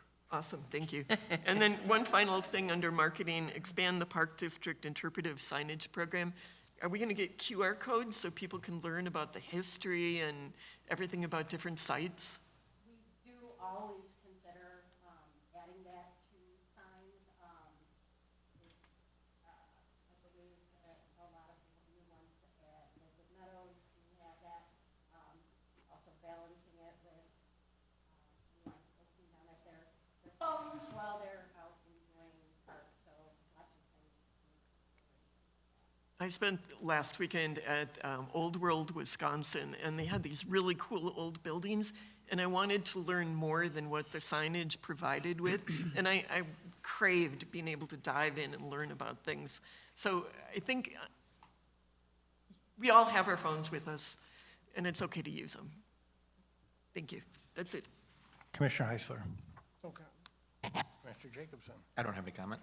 Commissioner Johnson. No comment. Commissioner Nissenson. No comment. Okay, I have none either. Hill Farm Barn update. So this is something that was kind of put on the back burner, but the previous board was dealing with what to do with the barn on Barlina. Sorry, the Barlina barn on Hill Farm, the Hill Farm barn on Barlina Road. Initially, it was to be torn down, and then through some efforts of some community members, they've asked the board to reconsider, which is kind of where we're at with the project now, is to determine what we're going to do as far as replace. It was decided to look to replace the roof, tear down the lean-tos, which are the small structures along the side of the building, and then replace and repair any siding that needs to be taken care of based on that. We budgeted $85,000 this year to do some initial research and work on this. I shouldn't say initial, some additional research and work on this. Eric went out and got quotes to demo the lean-tos and replace the roof and the siding, and those are in your packet tonight. They range from, the demo ones range from $162,000 to $131,000, and then roof only, the low quote was $64,250, and the next quote on that was $106,000. So we're just bringing this forward to the board so that they kind of have an understanding of some initial costs. Now, these are just quotes. These aren't hard bids that we went out and went through the bid process for. The idea is to just get a better feel for what we're looking at cost-wise to do this work. The barn would be used for what it's currently being used, and that's for storage. We don't intend to repurpose it for any type of use. That would be a lot larger price tag than just to clean it up and get its outer appearance looking better. Structurally, it's in fairly good shape. There's a few structural things that need to happen on the interior, but there's no safety concerns from that perspective. So just giving the board an update. Jim Heisler's here from the, representing the, I have to get this right. Commission. The Historic Preservation Commission from the city. They were the group that came to the Park District Board and asked if we could potentially work on saving it as opposed to tearing it down. So that's an update. I don't know if we need to have any discussion about where we want to go further, but moving into the budget process, obviously we're going to need some additional funding to get this work done. So we'll take any questions or comments. Eric, I don't know if you have anything else to add. They're rough quotes, with something to kind of give us a good idea of what we're looking at. Potentially, maybe go out to bid this winter, we could budget for, a summer project next year with the new budget coming up. Commissioner Hickey, any So- comments? Yeah, so I actually toured this barn with Eric and Jason, I don't know, a month or so ago. So my question is, was the purpose of getting these quotes to just give us a sense of, if we just do the roof, this is what it may cost, and if we do the roof with taking the lean-tos out, what is it that we want to do with it? And Well, the lean-tos have to come down or they're just going to come down on their own. And it's probably better we do it as opposed to them just falling for a lot of reasons. And if we take them down, we can structurally make sure, you know, the barn itself stays in better shape than if they were to just come down. After seeing it, I'm in total agreement with that. My question would be is a better estimate, I think, would be is what we want to have done, not just the roof, Eric, you know, because if we want the lean-tos down, then, you know, maybe these other companies are not the right people to be bidding on it. So that was part of it, when I was going out to get the quotes. Some companies wouldn't do the roof, others would, and then some would just do the demo. Yeah. So it was just to give us a roundabout idea what we'd be looking at. And then one last thing is, as I look through those quotes, I noticed some of them were doing per sheet if the roof needed to be adjusted, or not adjusted, but I'm sure there's probably some rot in those, the plywood that's up on top. It would be nice to see in a future quote what it is to replace all of it, because likely, based on what I saw, it probably needs to be done, and what it would be for all, or what it would be per sheet. Just so these people are quoting what we want to potentially have done, as opposed to just open, let's just, you know, see what it is, so. But I appreciate all that, you know, that you did with it, so. That's it. Commissioner Cagle? Pardon? Commissioner Cagle, you have any comments? Jim Heisler had talked and is continuing to be open to the idea of soliciting donations for the roof. He had, Jim, do you want to tell us where you are or where you had been before with the roof? The donations that I had lined up went away. Right, but tell us what they were so we have an idea. We had between 50 and 60 square donated for the roof replacement. That's the material alone. But after that, it's wide open for more discussion. So members of the community are very passionate about this project and willing to go out and seek donations. And I think if we decide what we want to do, then we can ask our supporters to see what they can do to help raise funds for it. And I think that's really positive and encouraging. And I look forward to going forward with it. And what do I think would be a good idea right now?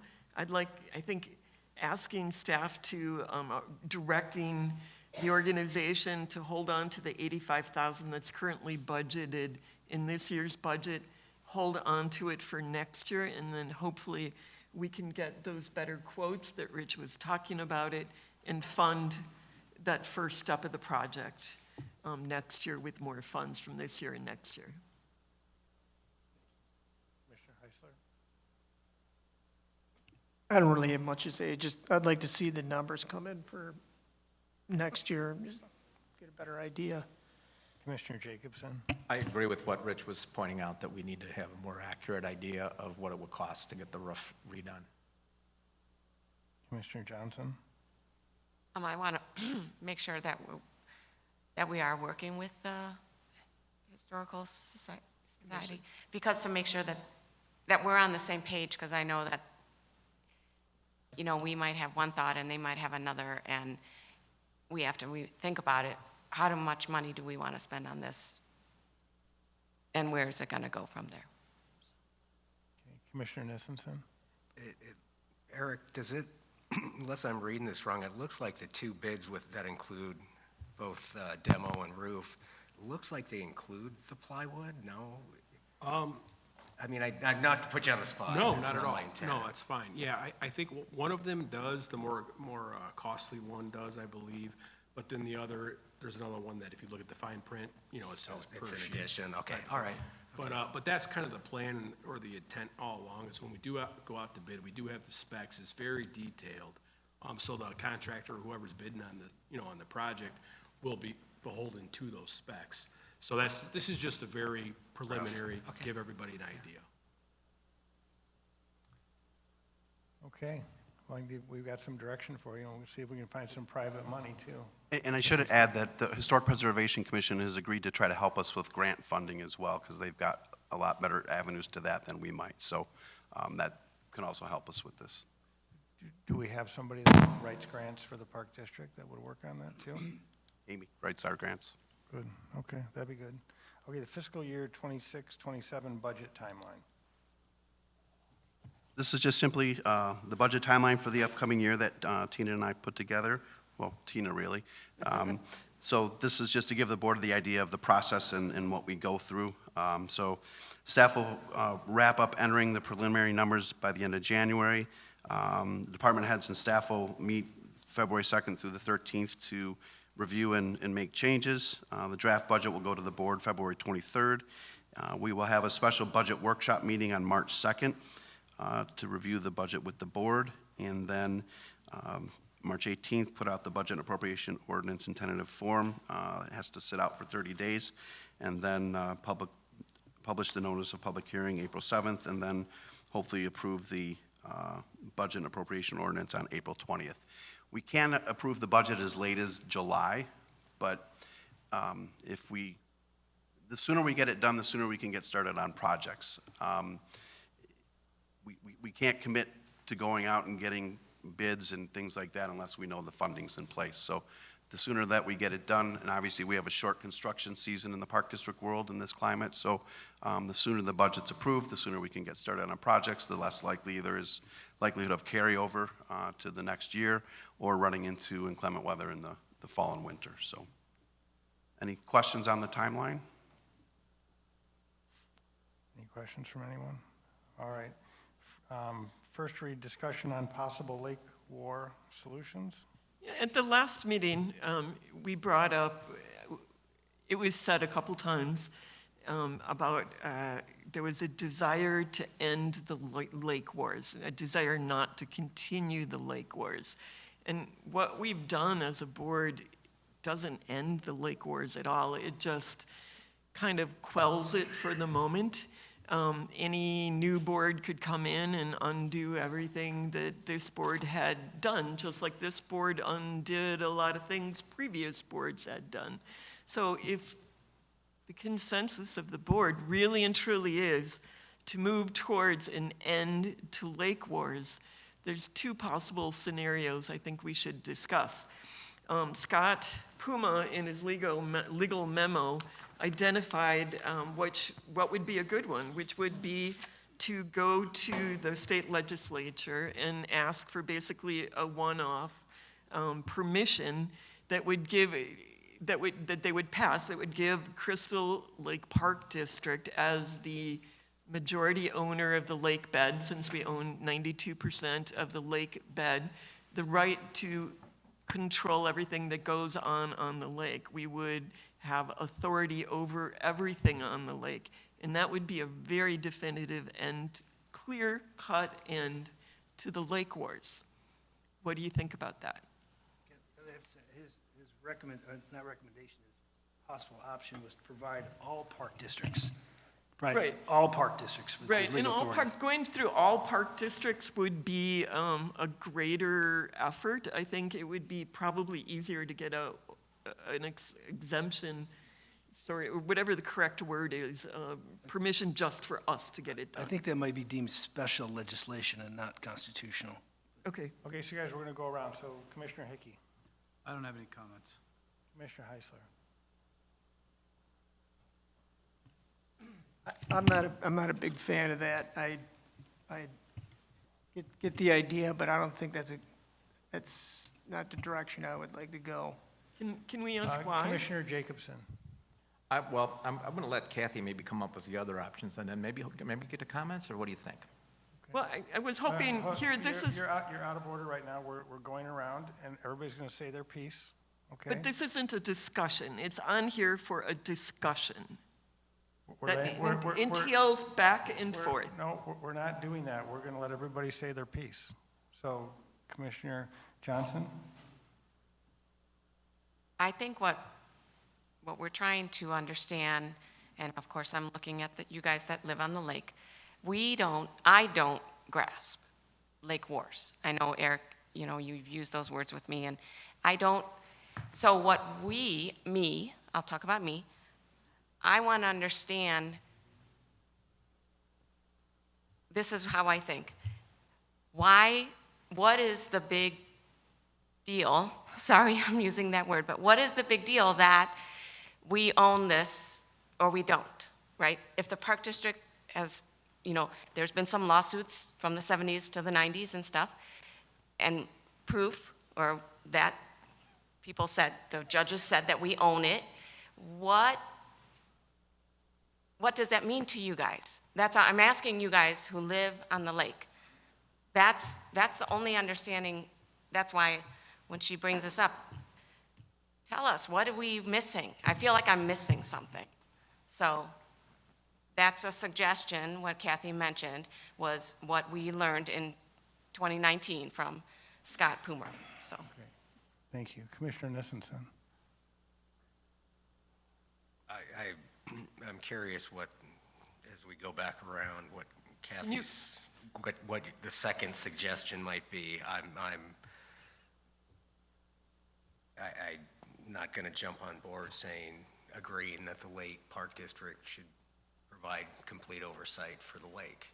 It's not, as it stands right now, the Crystal Lake is not a Park District attraction. Main beaches, West beaches, but the lake itself is not a park attraction. So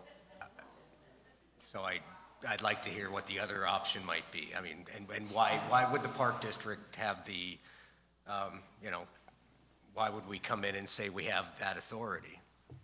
Well, okay, so I'll speak now, and then Eric's going to speak, because he's our lawyer, and we heard about what Scott Puma thinks, but we haven't heard what our lawyer thinks. So the Crystal Lake, just so everybody knows, since 1988, when the intergovernmental agreement happened between Crystal Lake and Lakewood, ever since then, everything was fine. And everything was fine until about 2017, so we made it like 30 years or whatever. And that's when the Park District decided, we decided, that we needed to make a pier ordinance. And that pier ordinance was very civilly argued that it wasn't legal for them to do. And nobody was talking about the lake or any lake issues till the Park District decided to do that. And you have to wonder, why would the Park District just jump into that for some reason? And then what happened was the organization got back together and looked at what was happening around the lake. And then we get to this point here where we have a new board, and we said, you know, that's not legal, what happened on the lake. There could be a pier ordinance, but it should be Crystal Lake or Lakewood that makes a pier ordinance, because they're the proper authority to do that. And in fact, Crystal Lake had a pier ordinance that they quick got rid of when they heard the Park District wanted to make one, and Lakewood still had a pier ordinance. So we had this kind of hodgepodge pier ordinance that was based on who owned the bottom of the lake. And everybody on the North Shore, or like 80% of people on the North Shore, own their bottom of the lake. So when the Park District made that ordinance, they did it knowing that it wasn't applying to like half the lake. And then Lakewood's pier ordinance really superseded what the Park District did on the Lakewood side. So it really kind of made no sense. And when you go to all the different lawsuits that have happened, and if you look back in all of Scott Puma's information that he has, he left out the Boris versus Largent lawsuit from 1968, and that's one that they know about. And what that one states is that if your land around a lake touches the water, then you have riparian rights to use the full surface of the water. Now, they like to talk about a lawsuit that came after that, which is the Lake Zurich lawsuit, and Eric's going to get into this better, because I have like a very embryonic understanding of law. I'm a physician, not a lawyer, but I've kind of been living this. And so to hear that we're talking about lake wars now, nobody on this board wants to have a lake war. Nobody here wants to do anything different out on that lake. And if you hear somebody say that, it's false. It is false. So we are trying to keep things from getting crazy. And when you talk about going to the legislature to try to give the lake to the Park District, that would really cause a huge uproar. I can just only imagine. And so there's no need for that. Everybody that's a shoreline property owner has a right to use the surface of the lake. And I think it's a fool's errand to go down this path right now, and nobody on the board wants to do it. So Eric, do you want to jump in and talk about the legal history? Sure. So there was the Velde lawsuit that said that the Park District and the Park District and the lakefront property owners have riparian rights. And in that decision, they said, we observe that under the limited facts presented, we are not faced with a factual situation where a lake was entirely within the property owned by the Park District, right? So we're not presented with that. If the Park District owned the entirety of the lake, I think it could take the position, this is a park, and you can come on to our park at our pleasure, right? But what they said is the Park District doesn't own the entirety of the lake, so lakefront property owners have riparian rights, reasonable use of the whole. Then the Crystal Lake Park District versus Bonero case, after that, I'm not sure what the purpose was, because it just says, we own, the Park District, we own less than the entirety of the lake. Again, going back to Velde, if the Park District owned the entirety, it would mean something. It would take away rights of lakefront property owners, because the Park District could say, you can come on at our hours, you can put a dock on if we say you can put it on, and such. So that's, well, and then we get to Scott's memo, and I see where it says on the first page, the last paragraph, following Velde, another lawsuit was filed in 1988. That's the FATS case, right? So they did the quiet title, where it said the Park District owns a majority of the lake bottom, but not all of it. And then the FATS case came in because the Park District was again trying to regulate the lake. The city and the village have complete authority to regulate. That's never been a question. And an agreement was entered in that case. He says, that case was ultimately settled and dismissed. I believe this case was filed as a challenge to the Park District's authority to regulate the lake. However, I do not have a copy of the complaint which the plaintiffs filed, nor do I have the settlement agreement in this case. Nonetheless, I believe it's immaterial because the 1995 case of the Park District to quiet title. But that FATS case was settled and signed by the managing partner of Scott's firm, Rob Bush, so I'm not sure. But what he was saying is that case didn't matter because of the quiet title case, but the quiet title case didn't do anything. And then FATS said, specifically, the settlement was the plaintiffs, which are the property owners, and the Park District share common riparian rights. So I think that we need to revisit the logic there. And then finally, I want to say that it's never been, as far as I know, the board or lakefront property owners are trying to change anything. The status quo is just fine, and everybody using the lake is just fine. It's always been, through all of these cases, the Park District trying to take property rights from the lakefront property owners, trying to restrict their riparian rights, which are property rights. So Karen, the question of what does it mean to own the majority of the lake bottom is a great one, right? And that, and you can talk about that for a while. I know in front of our North Shore and Fred's area, and we're all North Shore folks here, it doesn't mean a lot because the property, the Park District doesn't own to our property. So certainly I think riparian rights mean you can have access, meaning a dock, but it wouldn't apply to us. It would apply to the South Shore, though. Right. So if you want to say you can't put a dock on our property, you're just talking to the South Shore folks, right? You can test that in court and find out whether you can limit that or not. You could do that, or you could have the law changed, right? As you suggest. But I hope that helps you a little bit on the question. Yeah, I had read that and knew that part of the north side and that we didn't own all the way to the land. So the law is clear and the decisions have been clear that it's the Park District can't limit the use of lakefront property owners, but lakefront property owners can't limit the use of the Park District either. And so, again, the status quo has never been challenged. It would be a challenge to do as Scott gave an option to go to the legislature and try to get the law changed to change the property rights of the shoreline property owners. I think that's the question. Is the Park District going to make that move? Not are the shoreline property owners trying to do anything to change anything? So my second idea that I wanted to bring to the board, if we did not want to go forward with perhaps seeking control of the lake, would be giving away the deed for the lake. In the maps, you can see that the pins line up exactly with the division between Lakewood and Crystal Lake, where the lake is divided. What if we approached the village and the city and said, would you like the deed to the lake within your territory?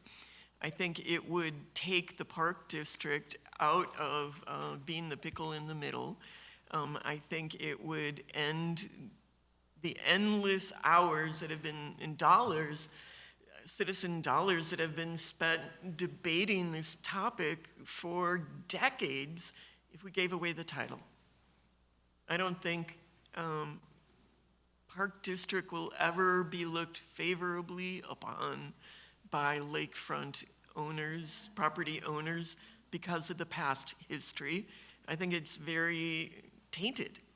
And I think it would be more productive if we didn't own the lake. So what do you think about that idea? Commissioner Hickey. I thought we put this behind us at the last meeting.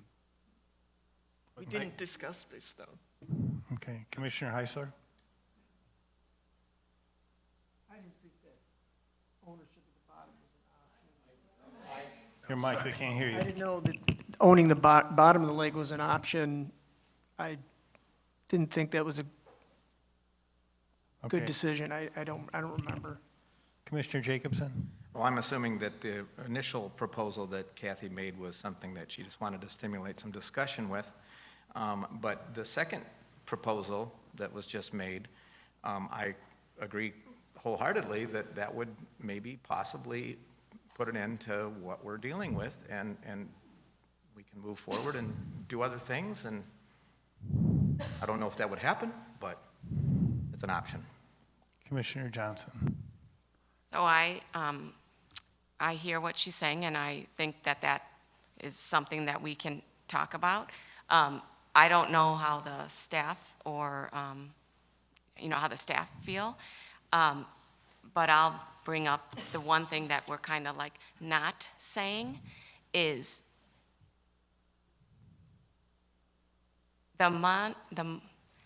yes, we raise money. We don't raise money. We sell decals and stuff so that people can go on the lake, and all that money goes towards the lake ecology. So And safety. And You know, for the safety. police. You're right, I forgot about the safety. But in our Park District budget is also money to do the harvester and the milfoil. Why? Sorry, this has been bothering me. The Park District doesn't own the whole lake, if you don't feel that way, and that's whatever you decide, I don't care.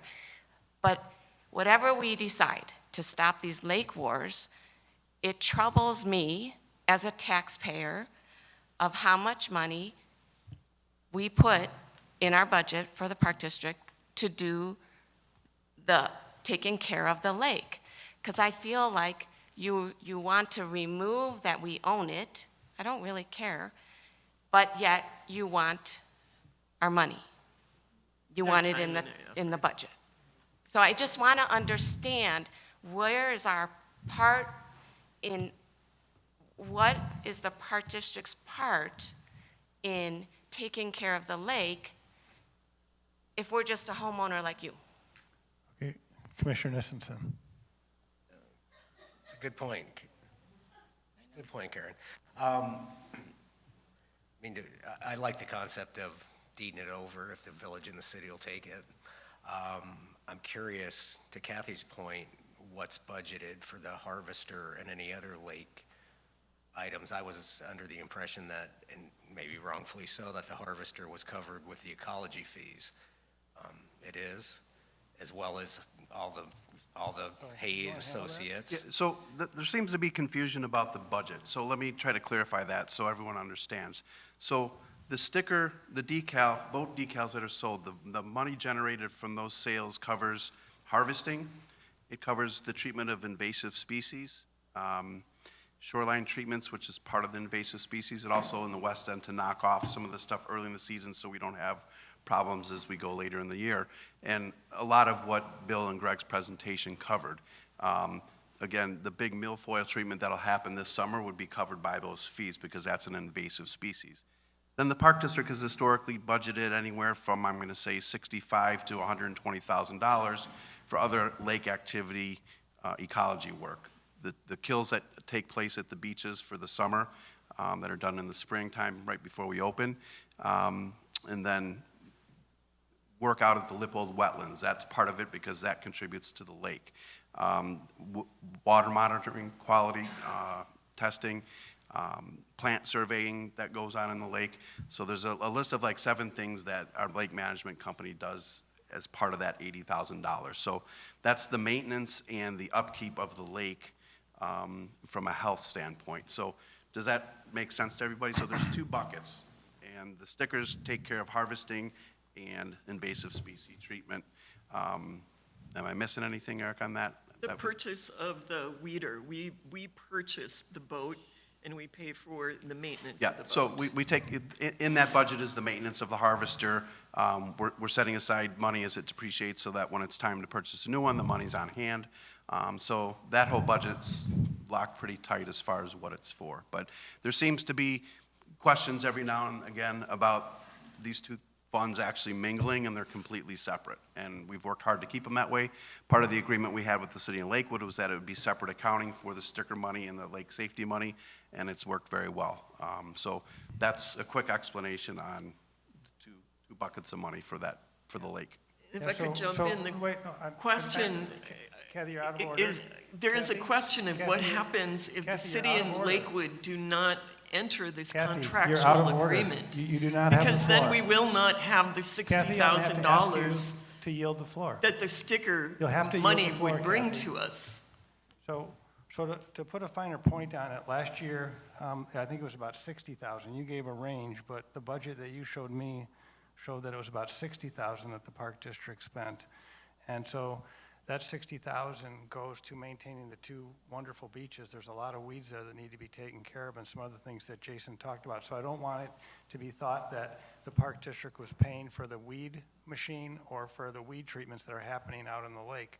Additionally, there's about $45,000 of key money that goes unaccounted for every year. So when you guys buy those keys, about 550 keys got sold last year for $90 a piece. It's like 45 grand. So that's what the users are paying, and that money doesn't go into the weed fund. So you could say that that helps defray that 65,000. That money goes into the overall beach operations. Yeah, it goes for beach. So the users of the lake are paying for the beach operations too. So like sometimes this thing gets painted like, oh, the people out on the lake are getting everything paid for by taxpayers. They're really not. They're paying their own way, and everybody needs to understand that. So next time you read an article in the paper that the taxpayers are paying for the weeds on the lake, it's not true. And you can say it as many times as you want. It doesn't make it true. You have to get the facts. So what about my suggestion that we consider going to the city in Lakewood and asking them if they would accept the deed to the lake within their jurisdictions? Well, I think we can talk about it. Can we ask what staff would think about that? Yeah, why don't we put it on the agenda for next month's meeting? We could put it Well, as a, it is on the agenda right now. yeah, but you have it as read only. Pardon? You put it as read only. What? You put it as read only. First read. I Yeah. put it as first Yeah, read. you put it as first read, so I don't know if we I'm can- sorry, I don't understand you. Since you put it as first read, I don't know that we can act on anything. No, but we with can it. discuss it. Sure, we can discuss it. So what do you think, Sure, we can discuss it. Fred? I'm agreeing with you. We can discuss it. It is on the agenda right now for discussion. I think that we'd have to look at the implications of doing that. I don't think that that's an unreasonable idea. I am sorry, I don't know what's with the sound system. I heard you say, Can you repeat it one more time, please? I said, I think that's an interesting idea. That was actually on the agenda in 2018, because I don't know if you guys realize, I've read every agenda since like back to 2000 that Jason gave me the other night. And this has been on the agenda before. And I think you might have put it on, or Debbie Gallagher put it on. It was on the agenda, but we had different leadership at both the village and the city. So it's a different political ball. I'd be happy to bring it up and talk about it with them. I'd be happy to bring it up and talk about it with them. Can we not hear what staff thinks about it? Yes, we can do that too. Jason, what does staff think about this? It's certainly worth asking the question. All right, so can we ask staff, Jason, could you bring it up with the city and the village and see if this is an idea they'd be interested in taking a look at? Yeah, I don't know if we can do that tonight, but we'd have to get consensus from the board. You want us to do it right now? No. Okay. No, we're trying to give Jason direction. Yeah, I think we just did. I can ask. Not a problem. Okay. First read, legal and ethical use of recusal. So at the last meeting, I brought up that I thought you, Fred, and Eric should recuse yourself from discussion on something, and you told me I was out of order. And I was not out of order. It is our responsibility as board members to try to act without any whisper of bad decision-making, and we need to be able to talk about things openly.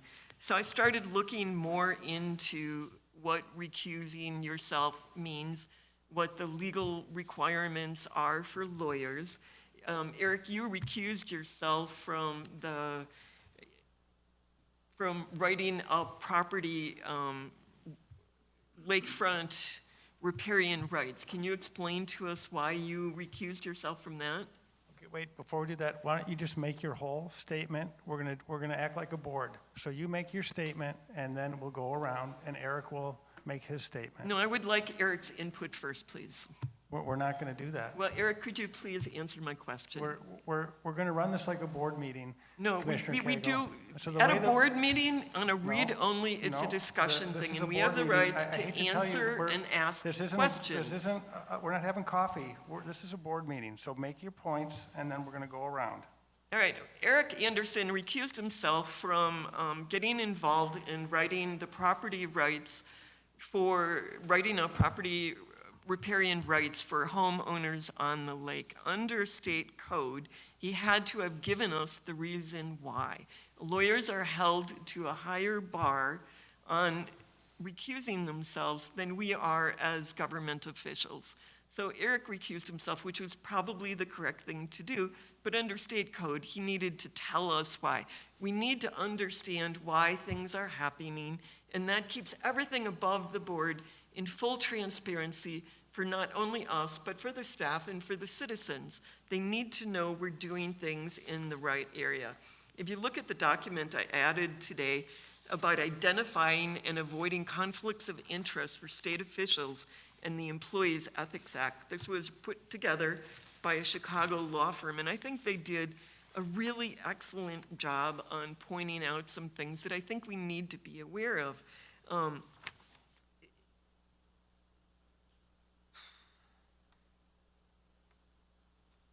No person holding any office, either by election or appointment, under the laws or Constitution of Illinois, may be in any manner financially interested directly in his own name or indirectly in the name or of any other person, association, trust, or corporation in any contract. So the agreement we have right now with the village and with the city to get that boat sticker money and to use that boat sticker money, that is a contract. And everyone who lives on the lake, that is you. You are a person holding an office, and you are financially interested in this. So this, to me, is something we should be very concerned about. I am worried that every vote this board has taken on lakefront issues involving money could be contested and said is invalid because You have a direct financial interest in the contract and the performance of any work. This is an issue. We need to talk about it. We need to understand how these laws apply to us at the board. We have an unusual situation where we've got 4 lakefront property owners on the board, and the majority of the decisions we've made up to this point deal with lakefront property issues or lake issues, and there's money involved. I suggest that we seek outside counsel to come back and interpret how these laws apply to us. Rich today excused himself from voting on the billables for the part that his company is involved in. So that was a responsible thing that he did. He told us why he was doing it. Brings up to question, when it comes to budget, does he need to have to recuse himself from the budgeting process if it involves how his company is earning money doing business with the Park District? There are many layers of this, and I think it is our responsibility to understand how they apply to us so we are acting with complete openness to the citizens and to ourselves and to the staff. I would like to hire an outside firm to inform us, to help us understand this. You just sent this information over today. I need more time before I can make a decision on what you would like to do. Literally, it just came this morning. I understand that, and so I that I apologize, would but not be- it's on here for first read, so we don't, Yeah, we perfect. can't even make a decision today. Great. Commissioner Heisler. I need more time. I can't make any kind of decision. I just want to say for the record that when you were kind of making comments on the way this portion of the agenda is being run, about being out of order, that it's my experience being on the board that that is unprecedented. We've never, ever had the ability to have a civil discussion back and forth without being in order or anything like that. This is something completely new to me, and I think for productivity purposes, I think the way we're handling it is the wrong way to go. Commissioner Jacobson, or Johnson, sorry, Mr. Johnson.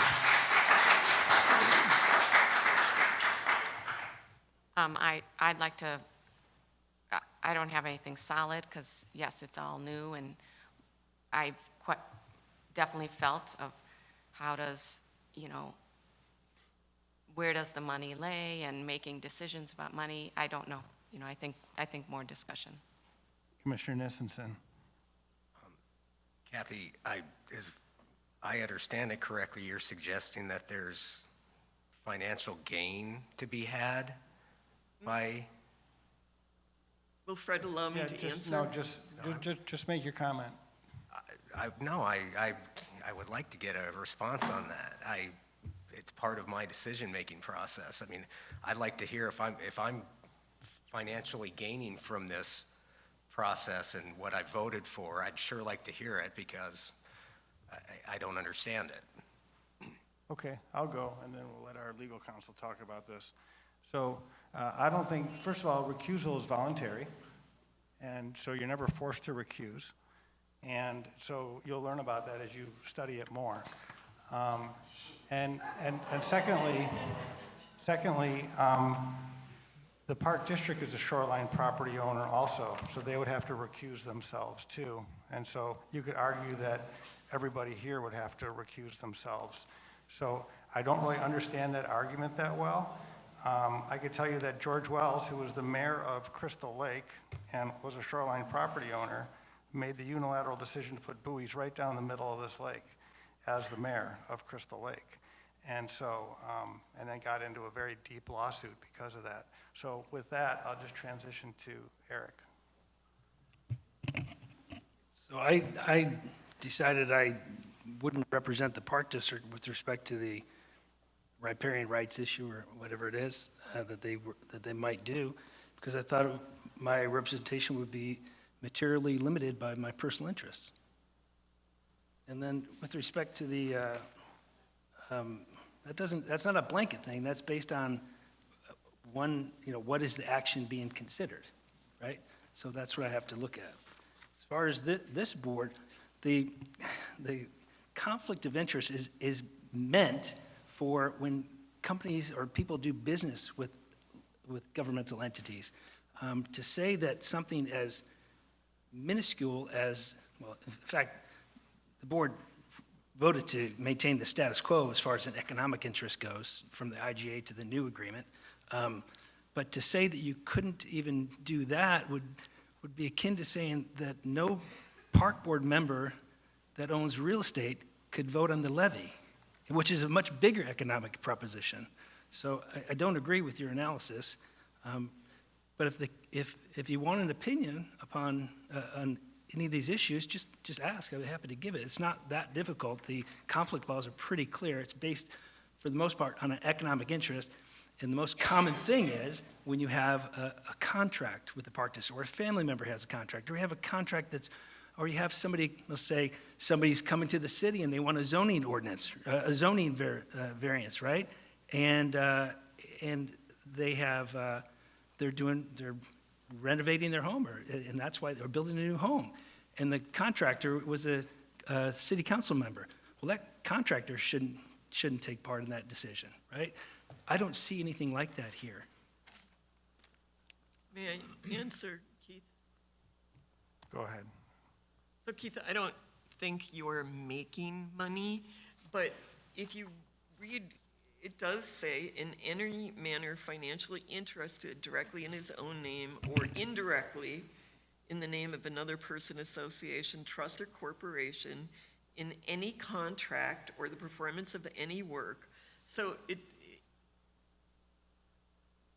on the North Shore, did you previously pay for any weed treatment out of your own dollar?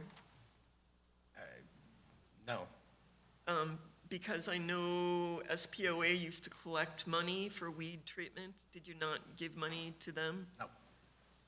I know probably Fred, as an officer of SPOA, paid money to SPOA.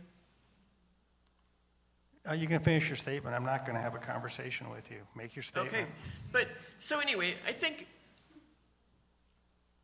we can all agree that it's unusual to have a board majority who all live on the lake. I think we can all agree that the public has asked us to be completely transparent. I think to work hard at being completely transparent would be a good thing for us, and I think to have a better understanding of when one should recuse themselves would be a good, useful thing to have. I'm not saying that you have personally profited. You're saying, you're insinuating that I have financial interest. You did Well, just say that. Okay, You did just say, I can respond? And now you want to spend additional taxpayer dollars by possibly hiring outside counsel to look into this. I'm not in agreement. Okay, so I'm going to try to wrap up this discussion. It's a good discussion. Thank you for bringing it up, Kathy. Again, the specter's been cast that somehow taxpayer dollars are being used to pay for weed treatment. They are not. Everyone that gets weed treatment pays for it through the boat stickers that they use. That's got to be clear as day to everybody. Moving on to board meeting protocol, safety, Zoom recording, audio, location, capacity. I believe you put this on the agenda. I did. I put it on here because we are paying, what is it, $3,800 for tonight's meeting. And I think this was done without a board discussion. And I think we need to all decide this is something we need. So safety, and I put Zoom recording, let's just call it recording because tonight is not a Zoom recording. Audio, location, capacity. I think these are basics about board meeting protocols, and we've been going at them one at a time rather than all together, and I thought it made sense to talk about all of them. As far as safety tonight, we have metal detectors, outside security firm, and we have an expanded police presence. I personally don't think any of it's needed. I think we have a lovely community, and I think tonight's meeting has been run on all sides, on the board side and on our audience sides, with respect. And I am not worried about my personal safety or anyone's safety here. I don't feel the need to spend money on this, particularly a lot of money. I mean, if we added up all the taxes that each of our households pay to the Park District, we could have come close to that amount tonight for the amount we're spending on this money, on this meeting for safety. I think it's unnecessary. I think we can trust the people in our community, and we can trust ourselves. As far as recording, we did have the unfortunate situation last meeting where we lost the recording and it's not available, and I appreciate staff working so hard on audio and recording up to this point. But perhaps it is time to talk about something more sophisticated than what we've done before. I think the audio tonight is better for all the audience. Is it? Can you hear better tonight? And I think that's wonderful. I think that's what we need. So I am all in favor of better recording and better audio, and I would ask that we direct staff to look into how to either continue with what we're doing now or look for a different solution. As far as location and capacity, I think we kind of, I don't know if we formally talked about it, but I would say I'm not eager to move back to the basement ever again. It's nice not to be in the basement, but I think we should always stay at a location until we have 3 or 4 meetings where the capacity isn't needed, and it is still needed now. So I'd like to see us continue to be at a hall that exceeds our capacity for at least 3 or 4 meetings before we size down. And it would be nice not to go back to a basement. Commissioner Hickey. I don't have any comment. I like meeting here, so I don't like the basement at all, so. Commissioner Heisler. I like it here as well. It's nice, open air. We have obviously a lot more room. Yes, and safety, as far as safety goes, leaving here is it's very nerve-wracking. I hate to say it, Kathy. So I don't mind extra security, and you can never be prepared enough. So I don't have a problem with it. Commissioner Jacobson. Well, I can say, going back 1 year, I never would have imagined we would be sitting in this spot talking about this right now. I do think the unintended consequence of this is that we've got members of our community that are now involved with this process, and I think that's a good thing. That being said, I think that some of the security and the metal detector and all that's like overkill at this point. I don't feel unsafe.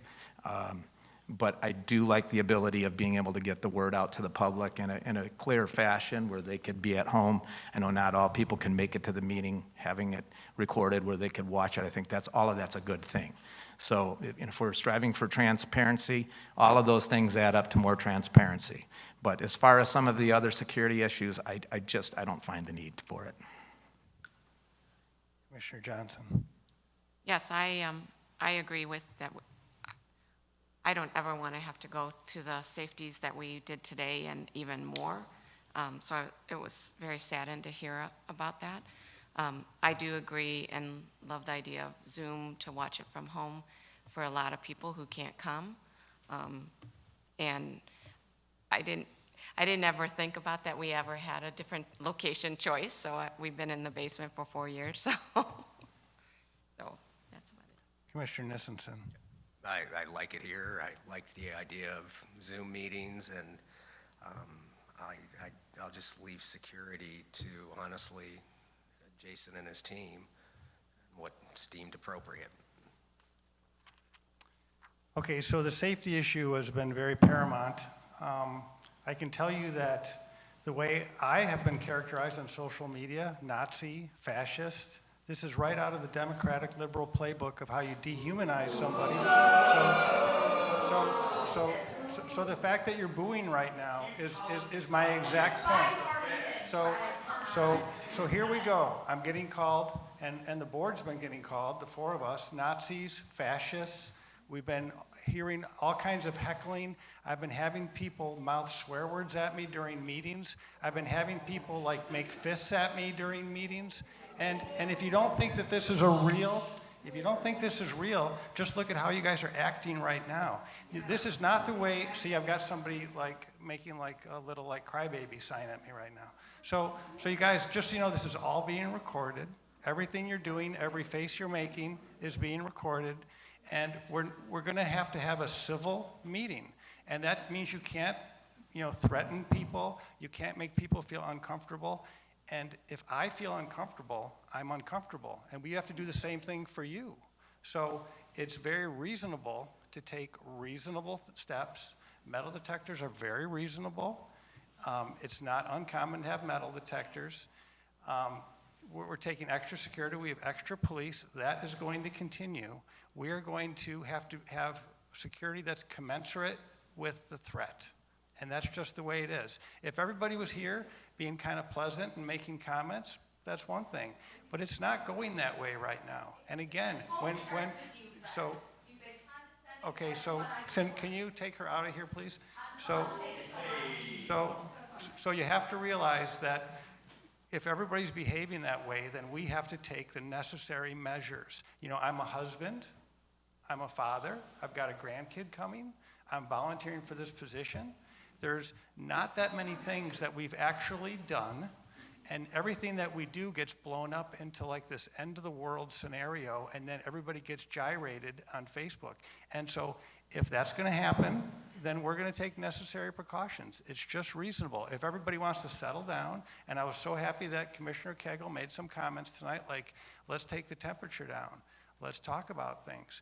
Everything's not the end of the world right now, So, we just had this huge celebration yesterday of what happened to a guy that was just trying to talk to people, and now he's gone. Fred, this is a nonpartisan organization. So we're going to try to take it down a notch in the meetings, and I hope that the next meeting is even quieter, but we are going to continue the security. But Fred, that is not your decision to make by yourself. That is a board decision. Want to speak to that? It's an expense that the board should be approving, but. Absolutely. But I will say that, there's certain things that when requests are made as staff, we take action on. ADA requirements, we do our best to comply with the ADA, obviously. And safety, if people aren't feeling safe, it's a priority that we make people feel safe, so. May I speak, please? Yes. Could you work with Jason and see if you can find ways that help you feel safe and secure, which I respect as a genuine need, that perhaps costs less money? That's what we're doing. Like right now, I have a bulletproof vest on. Good for you. Yeah. I don't. And I'm sorry that it's come to that, but until the temperature comes down, it's a scary world we're living in, and you can't be too careful. Okay. What are we on now? Okay, reports to the board. Let's go around. Eric, do you have any? Tina? Anything to add, except for just thank you for the opportunity in the continuing education that was budgeted this year. I attended the NRPA conference, and we'll have a summary of the sessions I attended at the next meeting. Kurt? Nothing aside from my report that I submitted. Jenny? Nothing aside from the reports. Eric? Nothing to add, thank you. Amy? Nothing else to add, thank you. Okay. And I got nothing. Matters from the board. We go around. Rich? Commissioner Cagle? Yeah, I wanted to say thank you for the Park District for hosting the Options and Advocacy Art Show. That was an idea I brought to us a couple months ago, and I'm thrilled that we're going to be able to provide that to them. So thank you to that. And is Michelle still here? I wanted to thank the foundation for the glow-in-the-dark event. It looked like a great event. I'm glad 2 of our board members were able to be there, and I appreciate the work they're doing to help support the community and the Park District. I wanted to thank the staff for such a fantastic summer. It was just outstanding. You guys outdid yourself. It was successful on all fronts, and it was wonderful. I want to thank everyone who came to the meeting tonight for toning it down a little bit, and I felt more comfortable for all of us, and I really appreciate you doing that. I think it's a form of respect, and I hope you feel like you got it back from us tonight as well. And then I'd like to ask Eric to learn the job of parliamentarian a little bit more. Thank you. Heisler? Commissioner Jacobson? I just wanted to again thank you for all the people that came out tonight. It really is something I'm proud of, being part of a community that really kind of is concerned about the way things go. And I also wanted to say I did go to that Park Foundation mini golf lighted thing, and I would be more than glad to maybe give you guys some input, because I think that if you tweaked it a little bit, you could have a very successful event year after year. So feel free to email me. I've got a couple of ideas, but I had an amazing time. It was great. Yeah. I want to thank everyone for coming, and that it means a lot. I still can't believe how many people show up. It's very helpful. Yes, I was at the Glow in the Dark event as a volunteer and enjoyed it very much to see how many came out. I felt our big city became a teeny community, and it was really nice to see all the different ages of people that came, and nobody cared how they golfed. It was really fun, so it was a nice time. No comment. Okay, that ends the board meeting for right now. Yeah, we're going to go to executive session, so. Okay, so is there a motion? I move to go into executive session for 2C3 board performance. Is there a second? Yep, we also need 2C1 and 2C21.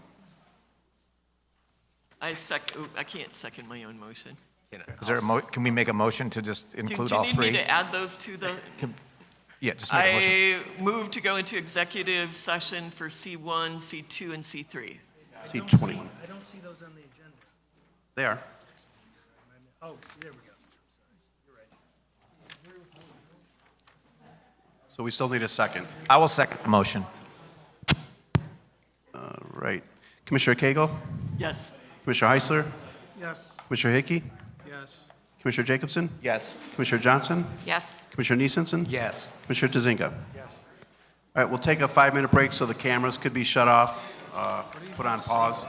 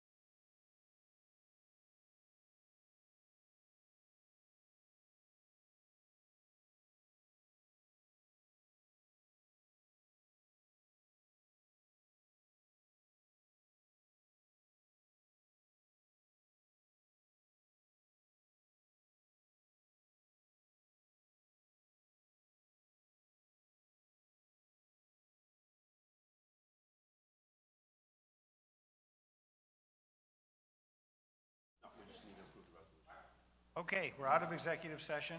Is there a motion to approve the matters from the executive session? Second? I'll second it. Okay. Resolution 25 dash, or point 26.02, release 2C21. All in favor? Aye. Anybody opposed? Okay. I will second that. Second. Woo.